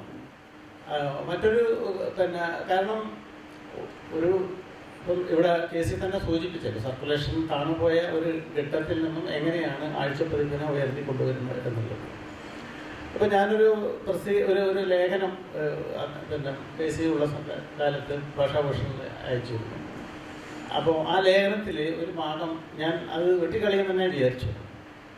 വെട്ടിക്കളഞ്ഞില്ല എന്നുള്ള മാത്രമല്ല, അദ്ദേഹം അതേക്കുറിച്ച് എന്നോട് വളരെ അഭിനന്ദനാർഹമായി സംസാരിക്കുകയും ചെയ്തു എന്നുള്ളത് ഒരു വിഷയം. അത് ഈ ഓരോ സ്ഥലത്തെയും ഷെയ്ക്ക് ആളുകൾ പിന്നെ പരസ്പരം കൈ കൊടുക്കുന്നതിനെ കുറിച്ചുള്ള അതിലൂടെ ഷെയ്ക്കായിട്ട് ചെയ്യുന്ന ജില്ലകൾ തമ്മിൽ വ്യത്യാസമുണ്ട് ഓരോ ജില്ലകളിലും. തൃശ്ശൂരിൽ ഷെയ്ക്കിങ് ഹാൻഡല്ല, പിന്നെ കണ്ണൂരിലത്, അല്ലെങ്കിൽ കാസർഗോഡ്, അല്ലെങ്കിൽ ഇതിൻ്റെ വ്യത്യാസത്തെക്കുറിച്ച് ഞാനൊന്ന് കുറച്ചൊരു പിന്നെ ഐറണിക്കലായിട്ട് പറഞ്ഞു പോയിരുന്നു. അപ്പോൾ ഞാൻ വിചാരിച്ചാൽ അത് കട്ട് ചെയ്ത് കളയുന്നുള്ളതാണ്. പക്ഷെ അത് അദ്ദേഹം വളരെയധികം എടുത്ത് പറയുന്നു, അദ്ദേഹം ഓർക്കണമെന്നറിയില്ല.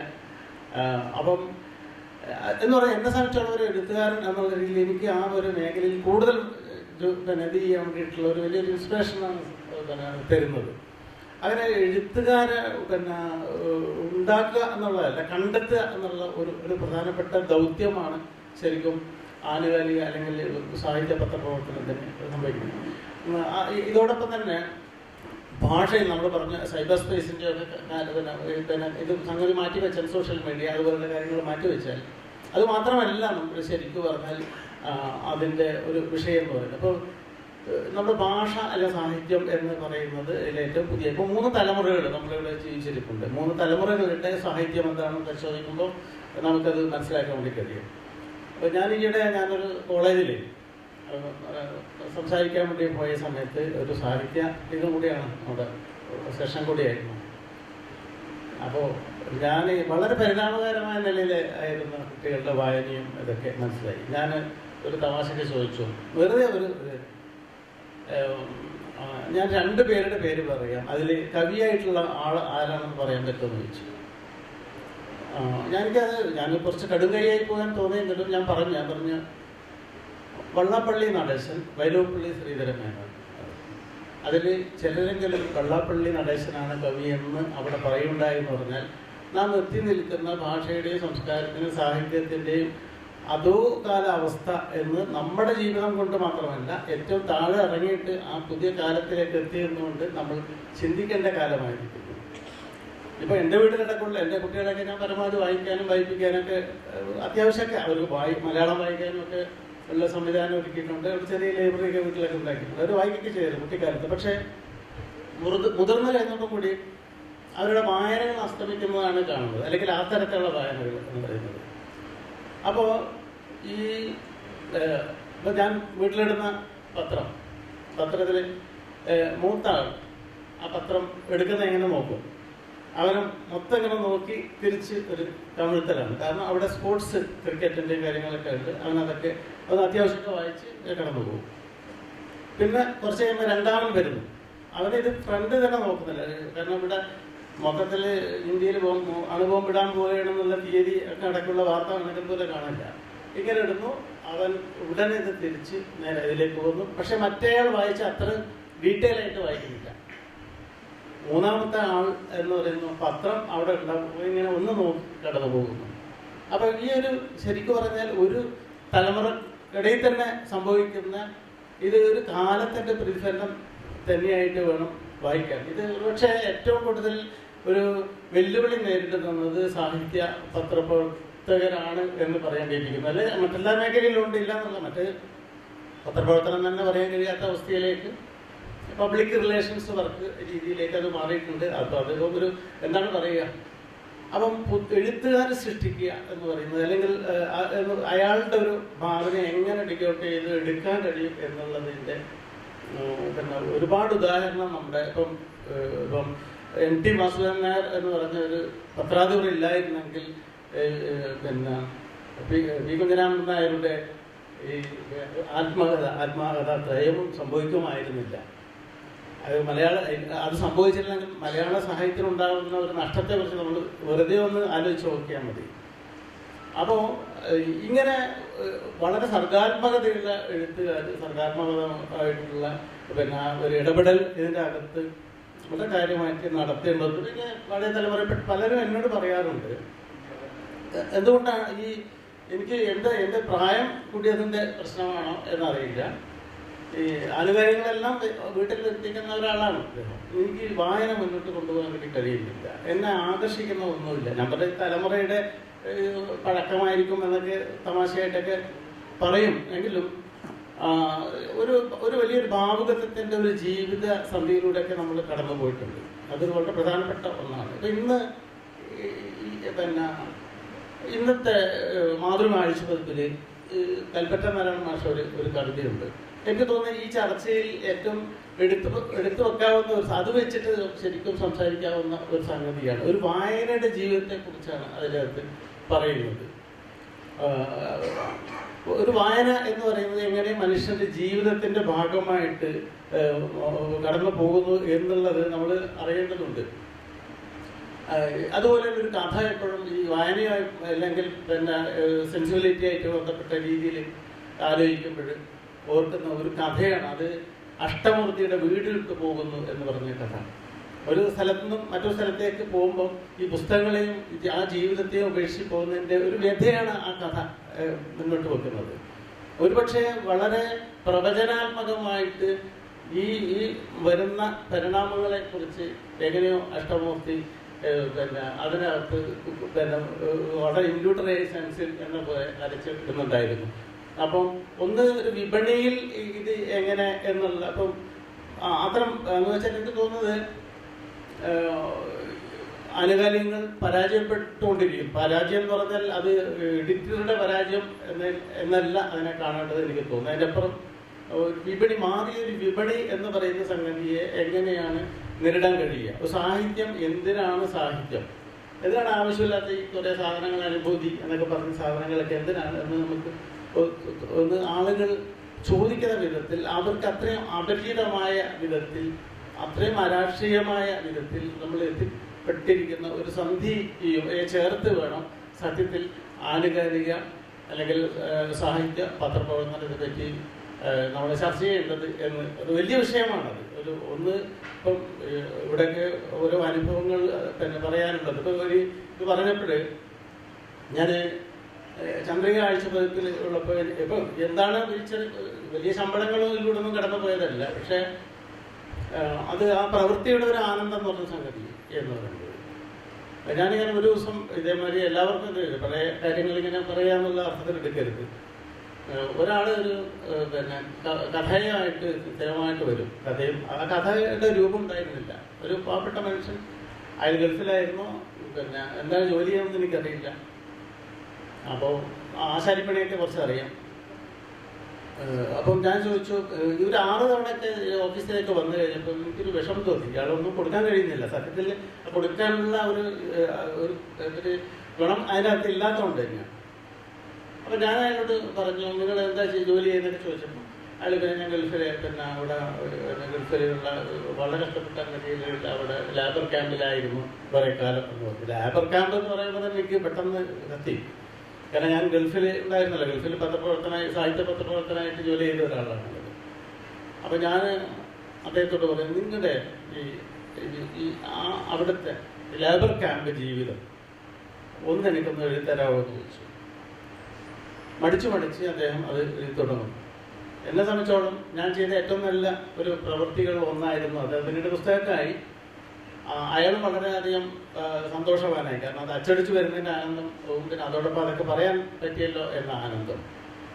അതുപോലെ തന്നെ ഉള്ളൊരു അനുഭവം കൂടി പറഞ്ഞ് ഞാൻ നിർത്താം. ഈ നമ്മുടെ പ്രവാസത്തിൻ്റെ ആദ്യഘട്ടങ്ങളുണ്ട്. ഈ ഗൾഫ് പ്രവാസത്തിൻ്റെ ആദ്യഘട്ടത്തിൽ ആളുകൾ ലോഞ്ചിലൊക്കെ ആയിരുന്നു പോയിരുന്നത്. അതിൻ്റെ കഥകളൊക്കെ എന്ന് പറഞ്ഞാൽ നമ്മൾ ലോകമായിട്ടും കണ്ടിട്ടില്ല, നമുക്ക് യുദ്ധങ്ങൾ അറിയില്ല എന്നൊക്കെ പറയും. സത്യത്തിൽ കേരളം കണ്ട ഒരു യുദ്ധം എന്ന് പറഞ്ഞാൽ ആ ഗൾഫിലേക്ക് പോയ ലോഞ്ച് യാത്ര എന്ന് പറയേണ്ടി വരും. കാരണം ആ അനുഭവങ്ങളൊന്നും സത്യത്തിൽ നമ്മുടെ പൊതു സമൂഹത്തിൽ ചർച്ച ചെയ്യപ്പെടുകയോ അല്ലെങ്കിൽ പൊതു ഇടങ്ങളിലേക്ക് എത്തിപ്പെടുകയോ ചെയ്തിട്ടില്ല. അപ്പോൾ അങ്ങനെ ഇരിക്കെ തീരദേശങ്ങളിൽ നിന്നൊക്കെ ആയിട്ട് ധാരാളം ആളുകൾ പോയിട്ടുണ്ട്. ആ ലോഞ്ച് യാത്ര എന്ന് പറഞ്ഞാൽ ഒട്ടും സുഖകരമല്ല. അതായത് മലയാളി ഇവിടുന്ന് 2-3 ദിവസം ബസ്സിൽ യാത്ര ചെയ്ത് അല്ലെങ്കിൽ ട്രെയിനിൽ യാത്ര ചെയ്ത്, പഴയ കാലത്ത് അത്രയും വേണം ബോംബെയിൽ എത്താൻ വേണ്ടി, 2 ദിവസമെങ്കിലും വേണം. അവിടെ എത്തി പിന്നെ അവിടെയുള്ള ഈ ലോഞ്ചിൽ പോകുന്ന ആളുകളെ പിന്നെ ഏജന്റുമാരെയൊക്കെ കണ്ട് അവിടെ ദിവസങ്ങളോളം തമ്പടിച്ച്, ആഴ്ചകളോളം തന്നെ തമ്പടിച്ച് അടുത്ത ലോഞ്ച് ഇന്ന തീയതിക്ക് പോകും, നിങ്ങൾ റെഡിയായിരിക്കണം എന്ന്. എന്താ ലോഞ്ച് യാതൊരു സൗകര്യമില്ല, കാറ്റിൻ്റെ ഗതിക്കനുസരിച്ച് പോവുകയാണ്.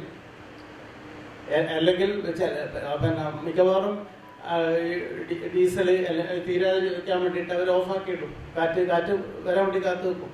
അപ്പോൾ പിന്നെ ഒരു 5-6 അല്ലെങ്കിൽ ഒരു ചില 8 ദിവസം വരെ നീണ്ട യാത്രകൾ ഉണ്ടായിട്ട്, ഒരാഴ്ച വരെ നീണ്ട യാത്രകളൊക്കെ സാധാരണമാണ്. ഇതിൻ്റെ അകത്ത് എന്ന് പറഞ്ഞാൽ ഒരിക്കലും ഒരു കരയിലേക്ക് അടുപ്പിക്കാൻ വേണ്ടി കഴിയില്ല. വേറെ രാജ്യത്താണ്, പാകിസ്ഥാൻ്റെ വരും അല്ലെങ്കിൽ പറമ്പരും അപ്പം നമ്മൾ ഇങ്ങനെ ഈ റൂട്ടിൽ അതിസാഹസികമായിട്ടുള്ള യാത്രയാണ്. ഇതിൽ എത്രയോ മനുഷ്യർ ഈ യാത്രക്കിടയിൽ മരിച്ചു പോയിട്ടുണ്ട്. എത്രയോ മനുഷ്യർ.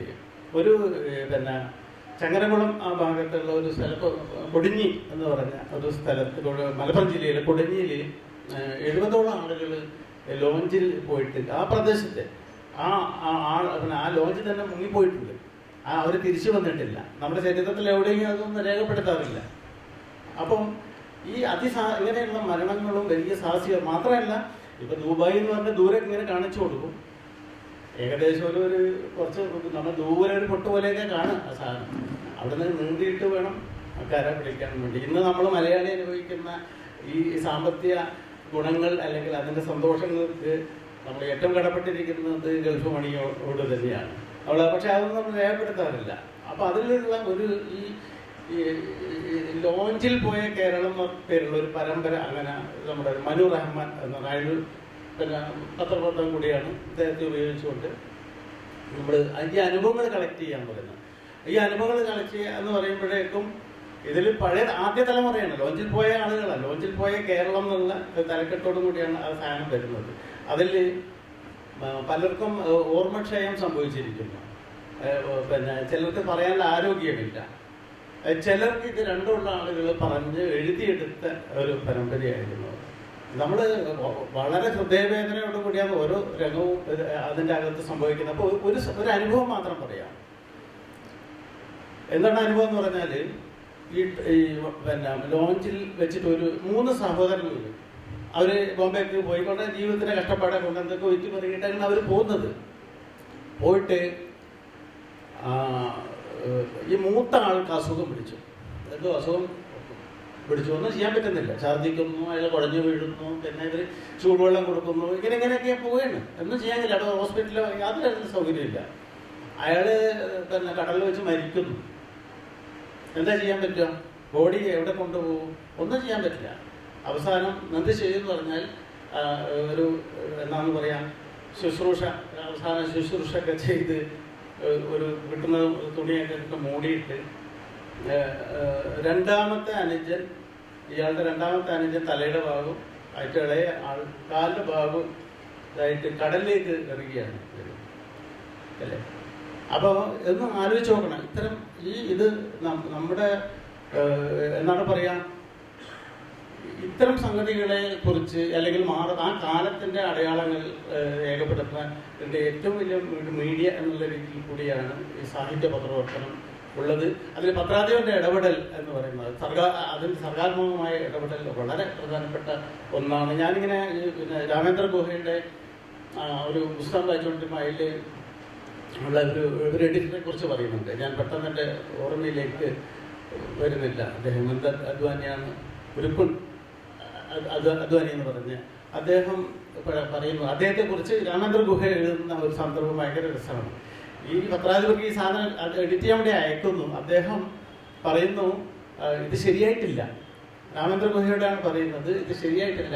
കാരണം നിങ്ങൾ രാവിലെ പിന്നെ നടക്കാൻ വേണ്ടി പോകുന്ന സമയത്ത് കാണുന്ന ദൃശ്യങ്ങൾ ഇതിൽ വന്നില്ലല്ലോ. അങ്ങനെ അതിനെ ഫോളോ ചെയ്യുകയാണ് ചെയ്യുന്നത്. അങ്ങനെ അവിടെ നിന്ന് കുഴിച്ചെടുക്കുകയാണ്. അത് അത്തരത്തിലെ സർഗാത്മകതയുടെ ഒരു അഭാവം കൂട്ടത്തിൽ നമ്മുടെ അതുപോലെ തന്നെ നമ്മുടെ ഒരുപാട് കാര്യങ്ങൾ പറയണ്ടെങ്കിൽ ഒറ്റ വാക്ക് മാത്രം പറഞ്ഞു നിർത്താം. വരുന്ന ഒരു ജനറേഷൻ്റെ സാഹിത്യ വായന അല്ലെങ്കിൽ സാഹിത്യ പിന്നെ പ്രസിദ്ധീകരണ വായന എങ്ങനെ ആയിരിക്കും എന്നുള്ളൊരു അത് യാതൊരു ശുഭകരമായ ഒരു ലക്ഷണവും അതിനകത്ത് കാണാൻ കഴിയുന്നില്ല. നമ്മുടെ വിദ്യാഭ്യാസത്തിൽ വന്ന സെമസ്റ്റർ സിസ്റ്റം എന്ന് പറയുന്ന സംഗതി നമ്മുടെ എല്ലാ സർഗാത്മകതയും നശിപ്പിക്കുകയും വായനയുടെ ഒരു ലോകം ഇല്ലാതാക്കി തീർക്കുകയും ചെയ്തു. ഇങ്ങനെ പല ഇരുട്ടുകളും അതേസമയം ചെറിയ പ്രതീക്ഷകളും വെളിച്ചങ്ങളൊക്കെ ഉണ്ട്. ഏതായാലും ഈ ഒരു കാമണിക്കൂർ കൊണ്ട് സംസാരിക്കാൻ പറ്റുന്ന ഒരു വിഷയം ഞാൻ നേരത്തെ സൂചിപ്പിച്ചു. ഇങ്ങനെ ഒരു ചടങ്ങിൽ ക്ഷണിച്ചതിന് ഞാൻ നന്ദി പറയുന്നു. ഈ ഒരു സന്ദർഭത്തിൽ നമുക്ക് ഗാന്ധിജിയെയും ഒരു പത്രപ്രവർത്തകൻ എന്നുള്ള എനിക്ക് അനുസ്മരിക്കാവുന്നതേ ഉള്ളൂ. കാരണം ഇത്ര മനോഹരമായിട്ട് പത്രപ്രവർത്തനം നടത്തിയ ഒരാൾ ഇന്ത്യയിൽ വേറെ ഉണ്ടാകുമോ എന്നുള്ള കാര്യം സംശയമാണ്. 2 ഭാഷകളിൽ, തൻ്റെ ഭാഷയിലും ഹിന്ദിയിലും ഇംഗ്ലീഷിലും ഒരേപോലെ എഴുതാൻ കഴിയുന്ന വലിയൊരു മനുഷ്യനായിരുന്നു ഗാന്ധിജി. ഗാന്ധിജി സംസ്കാരത്തെക്കുറിച്ചും ഒരുപക്ഷെ സംസ്കാരത്തിൻ്റെ കീഴിൽ വരുന്ന വിവിധ വിഷയങ്ങളെ സംബന്ധിച്ച് ഗാന്ധിജി എഴുതിയിട്ടുള്ള പ്രൗഢങ്ങളായിട്ടുള്ള പ്രബന്ധങ്ങൾ നമ്മളെ ഈ ഒരു സന്ദർഭത്തിൽ നമുക്ക് അനുസ്മരിക്കാവുന്നതേ ഉള്ളൂ. ഗാന്ധിജി എന്തുകൊണ്ടും നമ്മുടെ സ്മരണയിലേക്ക് വരേണ്ട ഒരു ദിവസമാണിത്. മാത്രമല്ല ഗാന്ധിജിയുടെ രക്തസാക്ഷിത്വം നമ്മളുടെ ഒരുപാട് ഉത്തരവാദിത്വങ്ങളെക്കുറിച്ച് നമ്മളെ ഓർമ്മിപ്പിക്കുന്ന ഒരു സന്ദർഭത്തിലാണ് നമ്മളിപ്പോൾ ജീവിക്കുന്നത്. അതുകൊണ്ട് എനിക്ക് തോന്നുന്നു 2024 ജാനുവരി 30 വലിയ പ്രസക്തിയും വലിയ പ്രാധാന്യവും ഉണ്ട് എന്ന് ഞാൻ വിചാരിക്കുന്നു. തീർച്ചയായും ഒരു 2 മിനിറ്റ് ആ മഹാസ്മരണയ്ക്ക് മുമ്പിൽ നമ്മൾ ആദരാഞ്ജലി അർപ്പിക്കുന്നു.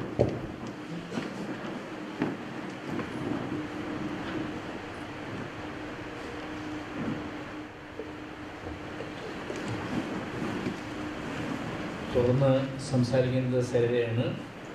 ഇപ്പോൾ നടന്ന ചർച്ചയിൽ എനിക്ക് വാസ്തവം ഏറ്റവും ശ്രദ്ധേയമായി തോന്നിയ ഒരു മെറ്റഫർ കേസി ഉപയോഗിച്ച് സാഹിത്യ പത്രപ്രവർത്തനം എന്ന് പറഞ്ഞ ഒരു കറവക്കാരനെ പോലെ സാഹിത്യ പത്രാത്തിൽ വരുന്നുണ്ട്. ഒരു കറവക്കാരൻ ഏറ്റവും പുഷ്ടമായ അകിട് തേടി നടക്കുന്ന ആ അകിടിൽ നിന്ന് പരമാവധി ഈടാക്കുന്ന ഒരു ഭീമ സ്ഥാനത്തിനെ പോലെയാണ് അത്. വാസ്തവത്തിൽ അത് സാർത്ഥകമാണെന്ന് എനിക്ക് തോന്നുന്നുണ്ട്. കാരണം നമ്മൾ ഈ സാഹിത്യ പത്രപ്രവർത്തനം എന്ന് പറഞ്ഞാൽ ഇപ്പോൾ അത്ര തീരെ ഗ്ലാമർ ഇല്ലാത്ത ഒരു സംഗതിയെക്കുറിച്ച് പറഞ്ഞു തുടങ്ങുമ്പോൾ ഞങ്ങളിരുന്ന എണ്ണായിരുന്നു. ആകെ കൂടി വേദിയിലും സദസ്സിലുമായിട്ട് 14 പേരാണ് ഉണ്ടായത്. അത് സാഹിത്യ സർഗാത്മകമായ പ്രവർത്തനമാണ് സാഹിത്യം പത്രപ്രവർത്തനം എന്ന് മനസ്സിലായത്. അദ്ദേഹം വളരെ പരിചയമുള്ള സാഹിത്യ പത്രപ്രവർത്തകർ സംസാരിച്ചു തുടങ്ങിയപ്പോൾ ഈ പറഞ്ഞ ആ അകിട് സാഹിതിയുടെ അകിട് ചുരത്ത് ധാരാളം അത് കേൾക്കാൻ കേൾവിക്കാരെത്തിക്കൊള്ളിൽ നിന്നൊക്കെ സദസ്സിനെ നോക്കുമ്പോൾ മനസ്സിലാവും. അതേസമയം വിഷയത്തിലേക്ക് വന്ന അതിൻ്റെ ഗൗരവമായ ഭാഗം എനിക്ക് റൂബൻ ബാനർജിയുടെ ഒരു പുസ്തകം സമീപകാലത്ത് ഇറങ്ങിയ എഡിറ്റർ മിസ്സിംഗ് എന്ന് പറഞ്ഞൊരു പുസ്തകമുണ്ട്.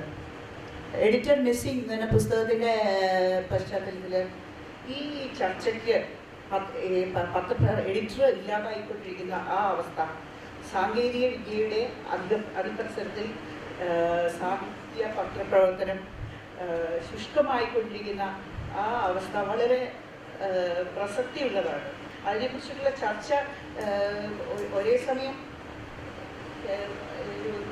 നൊസ്റ്റാൾജിയ ഉണ്ടാക്കുന്നതും പ്രസക്തവും എന്നാൽ ഇപ്പോൾ കുറച്ച് ഖേദകരവുമായിട്ടുള്ള കാര്യങ്ങളാണ്. പക്ഷെ അത് പറയുന്നതിന് മുമ്പ് ഈ സാഹിത്യ പത്രപ്രവർത്തനത്തിൽ എൻ്റെ ക്രെഡൻഷ്യൽസ് എന്താണെന്ന് കൂടി പറയേണ്ടതുണ്ട്. കാരണം പലർക്കും സംശയം തോന്നിയേക്കാൻ. കാരണം ഞാൻ പല സ്ഥലത്തും ഒരു സാമ്പത്തിക പത്രപ്രവർത്തക എന്നുള്ള അതിലാണ് പ്രത്യക്ഷപ്പെടാറുള്ളത്. അപ്പം അത് തന്നെ പറയട്ടെ, എനിക്ക് ഈ പത്രപ്രവർത്തനത്തിൽ സാഹിത്യ പത്രത്തിൽ മൊത്തത്തിലൊരു അവിയൽ ഐഡന്റിറ്റിയാണ്. കേരളത്തിൻ്റെ തനത് വിഭവമാണല്ലോ അവിയൽ. അപ്പോൾ ഒരു അവിയൽ ഐഡന്റിറ്റിയാണ്. കുറേ സാമ്പത്തിക പത്രപ്രവർത്തനം, കുറേ സാംസ്കാരിക പത്രപ്രവർത്തനം, കുറേ ഇംഗ്ലീഷിൽ, കുറേ മലയാളത്തിൽ, കുറേ മെട്രോ നഗരങ്ങളിൽ, കുറേ കേരളത്തിൽ, അതിനിടയ്ക്ക് കുറച്ച് കഥ, കുറച്ച് കവിത, കുറച്ച് ലേഖനങ്ങൾ, അങ്ങനെ ആ കൂടി ഒരു അവിയൽ ഐഡന്റിറ്റി എനിക്കുണ്ട്. അപ്പോൾ അതുകൊണ്ട് എനിക്ക് ഇവിടെയുള്ളവരുടെ പോലെ പൂർണ്ണമായിട്ടും ഇവിടെയുള്ളവരെല്ലാവരും പൂർണ്ണമായും സാംസ്കാരിക പത്രപ്രവർത്തനത്തിൽ ഉറച്ചു നിന്നവരാണ്. പക്ഷെ ഞാൻ അതിൽ നിന്ന് പല സ്ഥലങ്ങളിലേക്കും പല കാലം കൊണ്ടും വിഷയം കൊണ്ടും പല സഞ്ചാരങ്ങൾ നടത്തുക, മുമ്പോട്ടും പിന്നോട്ടും സഞ്ചരിച്ചിട്ടുണ്ട്. അതുകൊണ്ടാണ് പറഞ്ഞത് അതിലൊരു അവിയൽ പത്രപ്രവർത്തനമാണ് നടത്തുന്നത്. ആദ്യം കൽക്കട്ടയിൽ സ്റ്റേറ്റ്സ്മാനിൽ ജോയിൻ ചെയ്തു. സ്റ്റേറ്റ്സ്മാൻ പത്രത്തിലാണ് ജോയിൻ ചെയ്തത്. അന്ന് അവിടെ ചെന്ന് കഴിഞ്ഞപ്പോൾ എനിക്ക് മുമ്പ് ബംഗാളി സാഹിത്യമാണ് കൂടുതൽ പരിചിതം എന്നുള്ളതുകൊണ്ട് ആദ്യമായി എഴുതിയ ലേഖനം, എൻ്റെ ആദ്യത്തെ അസൈൻമെൻറ്റ് തന്നെ ജീവാനന്ദദാസ് എന്ന് പറഞ്ഞിട്ട് ഒരു ബംഗ്ലാദേശ് ഇപ്പോൾ ബംഗ്ലാദേശായ ഭൂപ്രദേശത്ത് ജനിച്ച ഒരു കവി ഉണ്ടായിരുന്നു. ലോകത്തിലെ ഏറ്റവും സ്ലോവസ്റ്റ് വെഹിക്കിൾ ഇടിച്ച് മരണമടഞ്ഞ മരണമടഞ്ഞ ഒരു കവി. ജീവാനന്ദദാസിൻ്റെ ഒരു ചിന്തനം അദ്ദേഹത്തിനെ കുറിച്ചിട്ടുള്ള നടക്കുകയായിരുന്നു. അപ്പോൾ അദ്ദേഹത്തിൻ്റെ കൃതികളെ വീണ്ടെടുക്കുന്ന ഒരവസരത്തിൽ അതിനെക്കുറിച്ചിട്ടുള്ള ഒരു പുസ്തക പ്രകാശനവും റിവ്യൂവും ചെയ്താണ് ഞാൻ പത്രപ്രവർത്തനത്തിലേക്ക് വന്നത്. അപ്പോൾ അതുകൊണ്ട് എൻ്റെ തുടക്കം തന്നെ ഒരു സാഹിത്യ പത്രപ്രവർത്തനത്തിലായിരുന്നു. അത് കഴിഞ്ഞ് ചെന്നൈയിൽ ജോലി ചെയ്തു.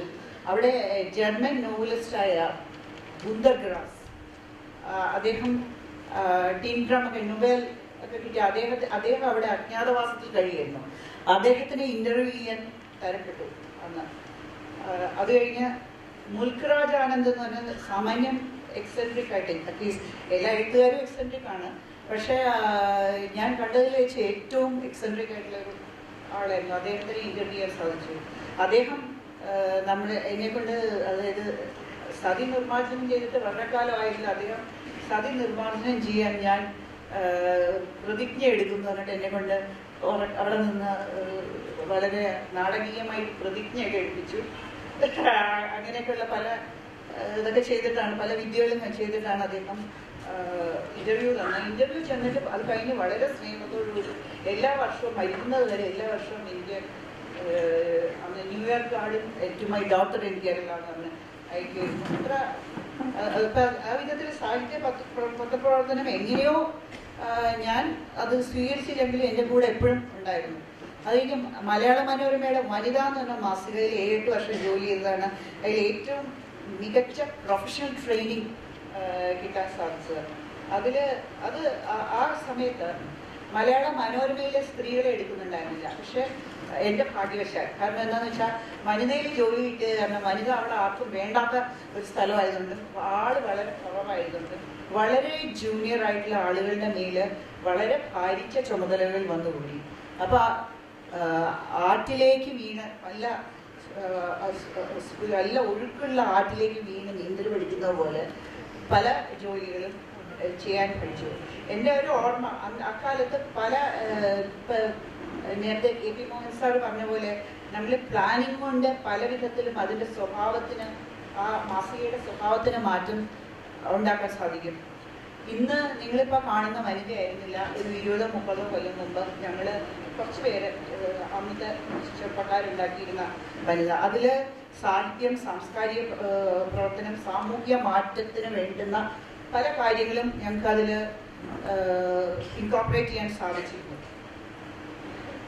ഞാൻ ചോദിച്ചു മേടിച്ച ഒരു പങ്കുണ്ട്. അതിൽ ക്യാമ്പസ് എന്ന് പറഞ്ഞ പ്രവൃത്തി, ക്യാമ്പസ് യുവാക്കളുടെ ഓരോ ആഴ്ചയും എല്ലാ കേരളത്തിലെ പ്രധാനപ്പെട്ട ക്യാമ്പസുകളിൽ പോയി അവരുടെ ചലനങ്ങൾ മനസ്സിലാക്കാനും അതിലുണ്ടാകുന്ന പുതുമകൾ ചെയ്യാനും നമ്മൾ മനഃപൂർവ്വം വളരെ അക്കാലത്ത് ഇന്ന് പോലും വിപ്ലവാത്മകമായ പല വിഷയങ്ങളും അതിനകത്തേക്ക് എടുത്തിട്ടു ചർച്ച. ഉദാഹരണത്തിന് എന്തിനാണ് വിവാഹം എന്ന് പറഞ്ഞ ഒരു ഇൻസ്റ്റിറ്റ്യൂഷൻ, വിവാഹം കഴിക്കാതെ ജീവിച്ചുകൂടെ, അത്തരം സംഗതികൾ അത് നിങ്ങൾക്ക് അറിയോന്നറിയില്ല. വനിത പോലെ, മനോരമ പോലെ വളരെ യാഥാസ്ഥികമായ ഒരു മാനേജ്മെന്റ് ഭരിക്കുമ്പോൾ അവിടെയുള്ളവർക്ക് പ്രത്യേകിച്ച് ഒരു പാട്രിയാർക്കൽ ക്രിസ്ത്യൻ മാനേജ്മെന്റിന് വളരെ സ്വാഗതം അർഹമല്ലാത്ത പല സബ്ജക്ട്സും അവിടെ ഇൻട്രൊഡ്യൂസ് ചെയ്തു എന്ന് മാത്രമല്ല, അത് ചെയ്തപ്പോൾ ഇപ്പോൾ ക്യാമ്പസുകളിൽ പോയപ്പോൾ ക്യാമ്പസിലെ പല പ്രതിഭാശാലികളെയും കണ്ടെത്തി അവരെ കൊണ്ട് അവരുടെ അഭിപ്രായങ്ങൾ, അവരുടെ കൂടുതൽ പുരോഗമനപരമായ അഭിപ്രായങ്ങൾ ബൈറ്റുകളായിട്ട് എടുത്തു കൊടുക്കാൻ സാധിച്ചു. ഇപ്പം ഇവിടെ നമ്മുടെ മുമ്പിലിരിക്കുന്ന ശ്രീ സുനിൽ ലേലം, അങ്ങനെ എനിക്ക് അദ്ദേഹം അത് ഓർക്കുന്നുണ്ടോ എന്ന് എനിക്കറിയില്ല.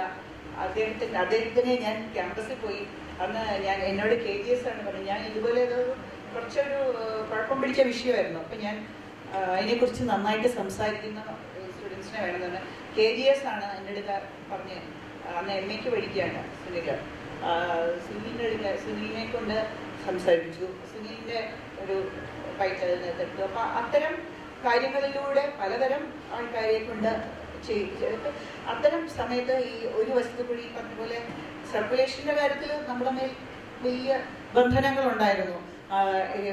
മാസം തോറും ഒരു സർക്കുലേഷൻ മീറ്റിംഗ് വെച്ചിട്ട് ഒരു വസ്തുക്കളുടെ ഗ്രാഫ് കാണിച്ചിട്ട്, കണ്ടോ ഈ ഗ്രാഫ് അതിൻ്റെ മാർക്കറ്റിംഗ് ഡിപ്പാർട്ട്മെൻറ്റിൻ്റെ സ്റ്റഡി, സർക്കുലേഷൻ ഡിപ്പാർട്ട്മെൻറ്റിൻ്റെ സ്റ്റഡി, എത്ര % വീട്ടമ്മമാർ, എത്ര പേരാണ് യുവാക്കൾ, ഏത് പ്രായക്കാരാണ് എന്നുള്ളതൊക്കെ വെച്ചിട്ട് ഇന്ന ആളുകൾ ഇന്നത് പറഞ്ഞു എന്നൊക്കെ ഉള്ളത് വെച്ചിട്ട് ആ ഗ്രാഫിൻ്റെ അറ്റം K. മാത്യു ഞങ്ങൾക്ക് നേരെ ചൂണ്ടിട്ട് ആ ഗ്രാഫിൻ്റെ അറ്റം താഴേക്ക് വളഞ്ഞിരിക്കുന്നത്, മുകളിലേക്ക് വളഞ്ഞിരിക്കുന്നത് എന്ന് പറഞ്ഞ് നമ്മളെ സ്ഥിരമായിട്ട് അതിനെ നമ്മളെ കുറ്റം പറയുകയും അതേസമയം പ്രോത്സാഹിപ്പിക്കുകയും 10 ലക്ഷം എത്തിയാൽ നിങ്ങൾക്ക് ഇന്ന സമ്മാനം എന്നൊക്കെ പറഞ്ഞ് നമ്മളെ നർമ്മത്തോടുകൂടി പ്രോത്സാഹിപ്പിക്കുകയും ഒക്കെ ചെയ്തിരുന്നു. അപ്പോൾ ആ വിധത്തിൽ ആ കാലഘട്ടത്തിൽ പലതും ചെയ്യാൻ സാധിച്ചു.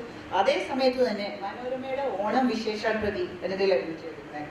അപ്പോൾ ആ വിധത്തിലും എനിക്കൊരു അഡ്വാൻറ്റേജ് കിട്ടി. കാരണം എന്താണെന്ന് വെച്ചാൽ ഇംഗ്ലീഷ് പത്രപ്രവർത്തനം മുമ്പ് ചെയ്തിട്ടുള്ളത് കൊണ്ട് ഈ വിശേഷാൽ പ്രതികളിൽ പലരെയും ഒരുപാട് പേരെ വിദേശത്തുള്ളവരും ഇവരുടെ മനോരമയുടെ മാനേജ്മെൻറ്റ് കോൺടാക്ട്സ് ആയിട്ടുള്ള വിദേശത്തുള്ള വലിയ എഴുത്തുകാരെ പലരെയും കൊണ്ടും ലേഖനം കേരളത്തിനെ കുറിച്ചിട്ടുള്ള ലേഖനങ്ങൾ എഴുതിപ്പിക്കുക.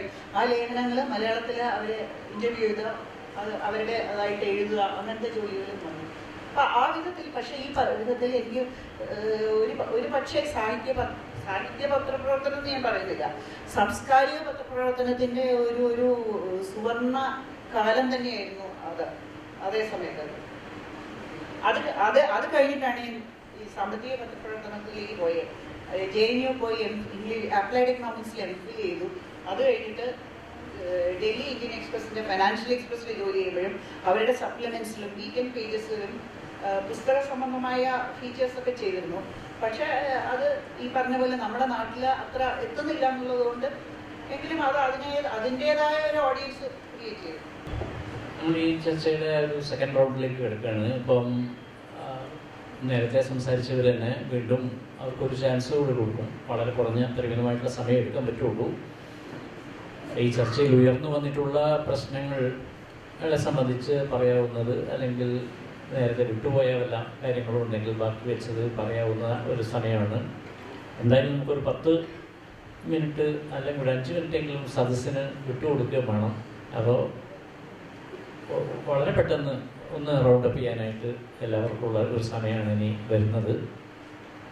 ആദ്യമായിട്ട് ശ്രീ ജമാൽ കൊച്ചങ്ങാടിക്ക് കൊടുക്കാൻ. ഞാൻ നേരത്തെ പറഞ്ഞതിൽ വിട്ട് പോയത് എന്ന് പറയാനായിട്ട്, ഈ എനിക്ക് ജേർണലിസത്തെ സംബന്ധിച്ചുള്ള എൻ്റെ ഒരു കോൺസെപ്റ്റ് എന്താണെന്ന് വെച്ചാൽ, അതിപ്പോൾ സാംസ്കാരിക പ്രവർത്തനമായാലും എന്തായാലും വായനക്കാരനെ കുറച്ചുകൂടി മെച്ചപ്പെടുത്തുക, അവൻ്റെ അഭിരുചികളെ കുറച്ചുകൂടി മെച്ചപ്പെടുത്തുക എന്നുള്ളതാണ്. അത് അവൻ്റെ അഭിരുചികളെ തൃപ്തിപ്പെടുത്തുകയില്ല, മെച്ചപ്പെടുത്തുകയാണ് സാംസ്കാരിക പ്രവർത്തനം. അതാണ് വേണ്ടത്. അതല്ലെങ്കിൽ അതുകൊണ്ടൊരു കാര്യമില്ല. അപ്പോൾ നാം ചെയ്യുന്ന എന്ത് തന്നെയായാലും വായനക്കാരനെ കുറച്ചുകൂടി അവൻ്റെ നിലവാരം ഉയർത്തുക. ചില പത്രങ്ങൾ ചെയ്യുന്ന പോലെ, സെൻസേഷണലായിട്ട് ചെയ്യുന്ന പോലെ അവൻ്റെ അഭിരുചികളെ തൃപ്തിപ്പെടുത്തുകയില്ല. ഇത് മാത്രം പറഞ്ഞുകൊണ്ട് അവസാനിപ്പിക്കും. എനിക്ക് വളരെ പ്രത്യാശ നൽകുന്ന ഒരു അനുഭവം പറയാൻ. അത് ഇവിടുത്തെ അല്ല, തമിഴ്നാട്ടിലാണ്. തമിഴ്നാട്ടിൽ ജയമോഹൻ്റെ ഒരു ഉദാഹരണം. ജയമോഹൻ 90കളിൽ എഴുതി തുടങ്ങിയ ആളാണ്. റബ്ബർ എന്നാണ് അദ്ദേഹത്തിൻ്റെ ആദ്യത്തെ നോവൽ. 300 കോപ്പി അടിച്ചത്. അങ്ങനെ 300, 500 എന്നുള്ള കോപ്പികൾ അടിച്ചുകൊണ്ടിരുന്ന ലിറ്റിൽ മാസിക എന്നൊക്കെ പറഞ്ഞാൽ 250 കോപ്പിയൊക്കെ അടിക്കാം, അതേ ഉള്ളൂ. അല്ലെങ്കിൽ പിന്നെ ആനന്ദ വികടനിലേക്ക് പോകണം. അത് സാധാരണ രുചിയായിട്ട് ചേരുന്നതല്ല. ഇങ്ങനെ രണ്ടറ്റങ്ങളിൽ കിടന്ന് ഉഴലുന്ന സാഹിത്യത്തിനെ ഇന്നിപ്പോൾ ജയമോഹൻ്റെ പരിശ്രമം ഫലമായിട്ട് 70,000 വായനക്കാരുള്ള ഒരു വലിയ മഹാസാമ്രാജ്യം, എല്ലാ ഭൂഖണ്ഡങ്ങളിലും പരന്നു കിടക്കുന്ന ഒരു മഹാസാമ്രാജ്യമായിട്ട് അയാൾ മാറ്റിയിട്ടുണ്ട്. അതെങ്ങനെ മാറ്റി എന്ന് നമ്മൾ വിശദമായിട്ട് പരിശോധിച്ചാൽ അതേ മാതൃക നമുക്ക് പിന്തുടരാനായാൽ നമുക്കും ഭാവിയില്ല, അല്ലെങ്കിൽ ഭാവിയില്ല. തീർച്ചയായും ഇത് വളരെ പ്രധാനപ്പെട്ട ഒരു നോട്ടോട് കൂടിയിട്ട് നമ്മൾ ഈ ചർച്ച അവസാനിപ്പിക്കുകയാണ്. ശരിക്കും പറഞ്ഞാൽ ഒരു കാര്യം കൂടി സൂചിപ്പിക്കാൻ ഞാൻ ആഗ്രഹിക്കുന്നു അവസാനമായിട്ട്. അത് നമ്മൾ സർക്കുലേഷൻ വർദ്ധിപ്പിക്കുന്നതിനെ പറ്റിയാണ് വേർത്തും പറഞ്ഞുകൊണ്ടിരുന്നത്. വാസ്തവം പറഞ്ഞാൽ സർക്കുലേഷൻ വർദ്ധിപ്പിക്കുക എന്നുള്ളത് പത്രത്തിൻ്റെ നിലനിൽപ്പിനെ സംബന്ധിച്ചിടത്തോളം വളരെ പ്രധാനം തന്നെയാണ്, അല്ലെന്ന് ഞാൻ പറയുന്നില്ല.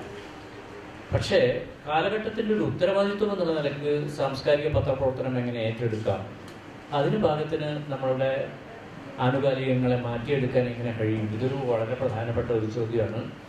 നേരത്തെ പറഞ്ഞു സാംസ്കാരിക പത്രപ്രവർത്തനം അല്ലെങ്കിൽ സർഗാത്മക പത്രപ്രവർത്തനം എന്നൊക്കെ ജമാല് സൂചിപ്പിക്കണ്ടേ. സർഗാത്മക പത്രപ്രവർത്തനം തന്നെയും ഏത് രീതിയിൽ സർഗാത്മകമാകണം എന്നുള്ള വളരെ പ്രധാനപ്പെട്ട ഒരു ചോദ്യമാണ്. നമ്മുടെ എഴുത്തിലൂടെ, നമ്മളുടെ ക്രിയേറ്റിവിറ്റിയിലൂടെ, നമ്മളുടെ കഥയായാലും കവിതയായാലും മറ്റേത് സർഗാത്മക സാഹിത്യ രൂപമായാലും അതിലൂടെ നമുക്ക് ഈ കാലത്തോട് ചിലത് വിളിച്ച് പറയാനുണ്ട് തീർച്ചയായും.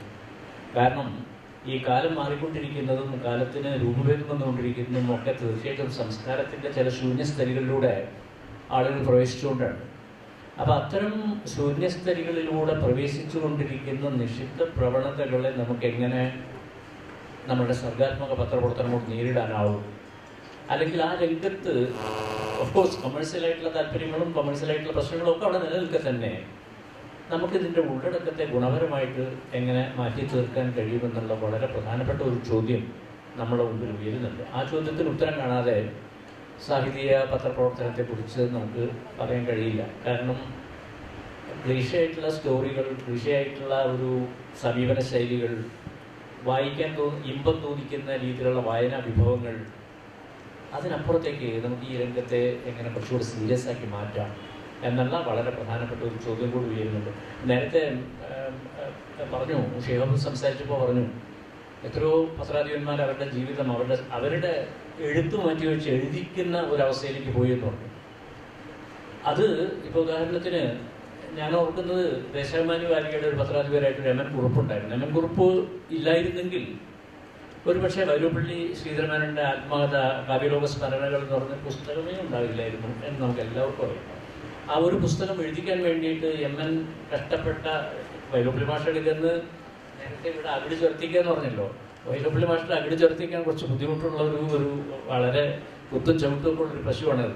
അതുകൊണ്ട് ആ പശുവിൽ നിന്ന് എങ്ങനെ ഈ ഒരു സാധനം കറന്നെടുത്തു എം എൻ കുറുപ്പ്, അതൊരു വളരെ പ്രധാനപ്പെട്ട ഒരു ഇന്നത്തെ കാലത്ത് നമ്മളുടെ പത്രാധിപന്മാരുടെ ദൗത്യം എന്താണ്? എം ടിയുടെ മകൾ അശ്വതിയുമായിട്ട് നടത്തിയിട്ടുള്ള ചെറിയ അഭിമുഖത്തിനകത്ത് എം ടി പറയുന്ന വളരെ പ്രധാനപ്പെട്ട ഒരു കാര്യമുണ്ട്.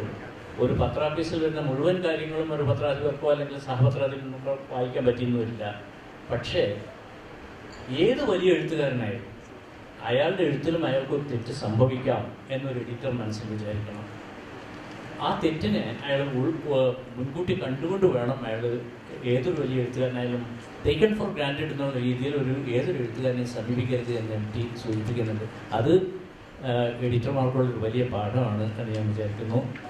എനിക്ക് ഈ പറഞ്ഞതിനോട് തീർത്തും വിയോജിപ്പായിട്ടുള്ള ഒരു കാര്യമുണ്ട്. കാരണം നമ്മൾ ഇത്രയധികം പ്രതീക്ഷകൾ അച്ചടി ജേർണലിസം, അതായത് ഈ കടലാസ് ജേർണലിസത്തിന് നമ്മൾ അർപ്പിക്കേണ്ട എന്നാണ് എനിക്ക് തോന്നുന്നത്. കാരണം എന്തൊക്കെ പറഞ്ഞാലും നമ്മൾ ഒരു പക്ഷേ ഈ സാഹിത്യ പത്രപ്രവർത്തനം ഇത്ര നാളും ഉണ്ടായിരുന്നതിനെ കുറിച്ച് നമ്മൾ ഓർമ്മിച്ച ആ പോയിന്റ് ഓഫ് വ്യൂവിൽ ഉള്ള അച്ചടി ജേർണലിസം എന്നുള്ളത് ഒരു നമ്മളെല്ലാവരും നമ്മുടെ പ്രായം കാരണമായിരിക്കാം ഒരു റൊമാൻറ്റിക് ലെൻസിൽ കൂടി കാണുന്ന ഒരു ടൈറ്റാനിക് മാത്രമാണ്. അത് നമ്മൾ അക്സെപ്റ്റ് ചെയ്തേ നിർത്തിയുള്ളൂ.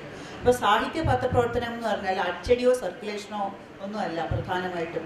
ഇനി സോഷ്യൽ മീഡിയയും കൂടി അല്ലെങ്കിൽ പിന്നെ സൈബർ മാസികകൾ, സ്റ്റോറി ടെൽ പോലെയൊക്കെയുള്ള ഓഡിയോ സാധനങ്ങൾ, മീഡിയം എന്തായാലും ഈ കടലാസ് മീഡിയം എന്നുള്ളതിനപ്പുറം ഉള്ള ഒരു ലിറ്റററി ജേർണലിസത്തിൻ്റെ, സാംസ്കാരിക ജേർണലിസത്തിനെ സ്വാഗതം ചെയ്യുക എന്നുള്ളതാണ് അതിൽ ചെയ്യേണ്ട ഒരു കാര്യം. അപ്പം ഇപ്പോൾ ഉള്ള പ്രധാനപ്പെട്ട പ്രശ്നം മൂല്യച്യുതി എന്നൊക്കെ നമ്മളൊരു വളരെ ഒരു സദാചാര പോലീസിൻ്റെ ഭാഷയിൽ സംസാരിക്കുന്നതിനേക്കാളും അതിൻ്റെ പ്രധാനപ്പെട്ട പ്രശ്നം, ഈ സോഷ്യൽ മീഡിയയുടെ പ്രധാനപ്പെട്ട പ്രശ്നം, വരുന്ന സർഗാത്മക ഐറ്റംസിൻ്റെ പ്രധാനപ്പെട്ട പ്രശ്നം, അതിന് ഗേറ്റ് കീപ്പിംഗ് ഇല്ല.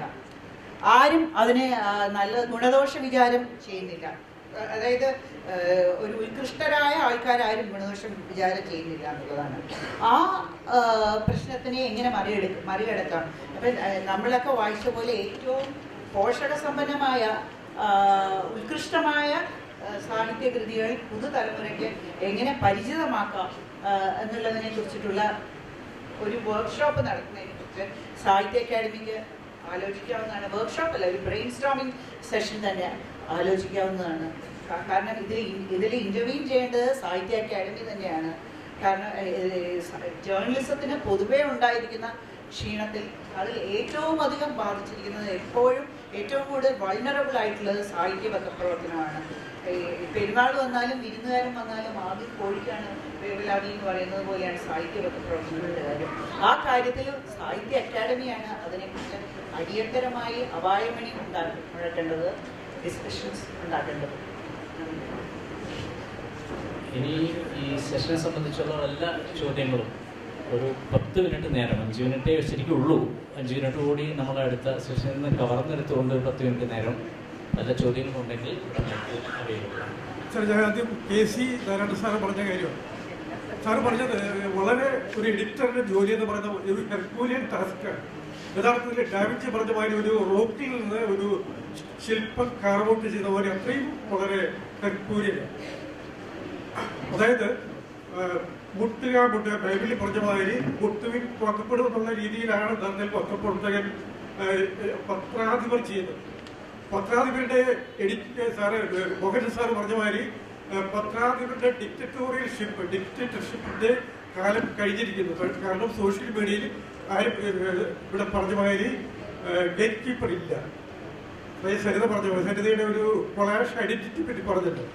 അല്ലെങ്കിൽ നമ്മുടെ ഷിഹാബുദ്ദീൻ പറഞ്ഞ മാതിരി നിങ്ങൾ രണ്ടുപേരിൽ നിന്നും മിസ്സാവുന്നത്, ജമാൽ കൊച്ചങ്ങാടിയിൽ നിന്നും KC നാരായണനിൽ നിന്നും മിസ്സാവുന്നത് ഒരുപാട് സൃഷ്ടികൾ മിസ്സായി പോയിരിക്കുന്നു. കാരണം നിങ്ങൾ എഡിറ്റർഷിപ്പിന്റെ കൂടെ you invented lot of fighters. അല്ലെങ്കിൽ ഹെറോൾഡ് ബ്ലൂം പറഞ്ഞ മാതിരി Shakespeare invented humanity, KC Narayanan and Jamal Kochangadi invented lot of fighters.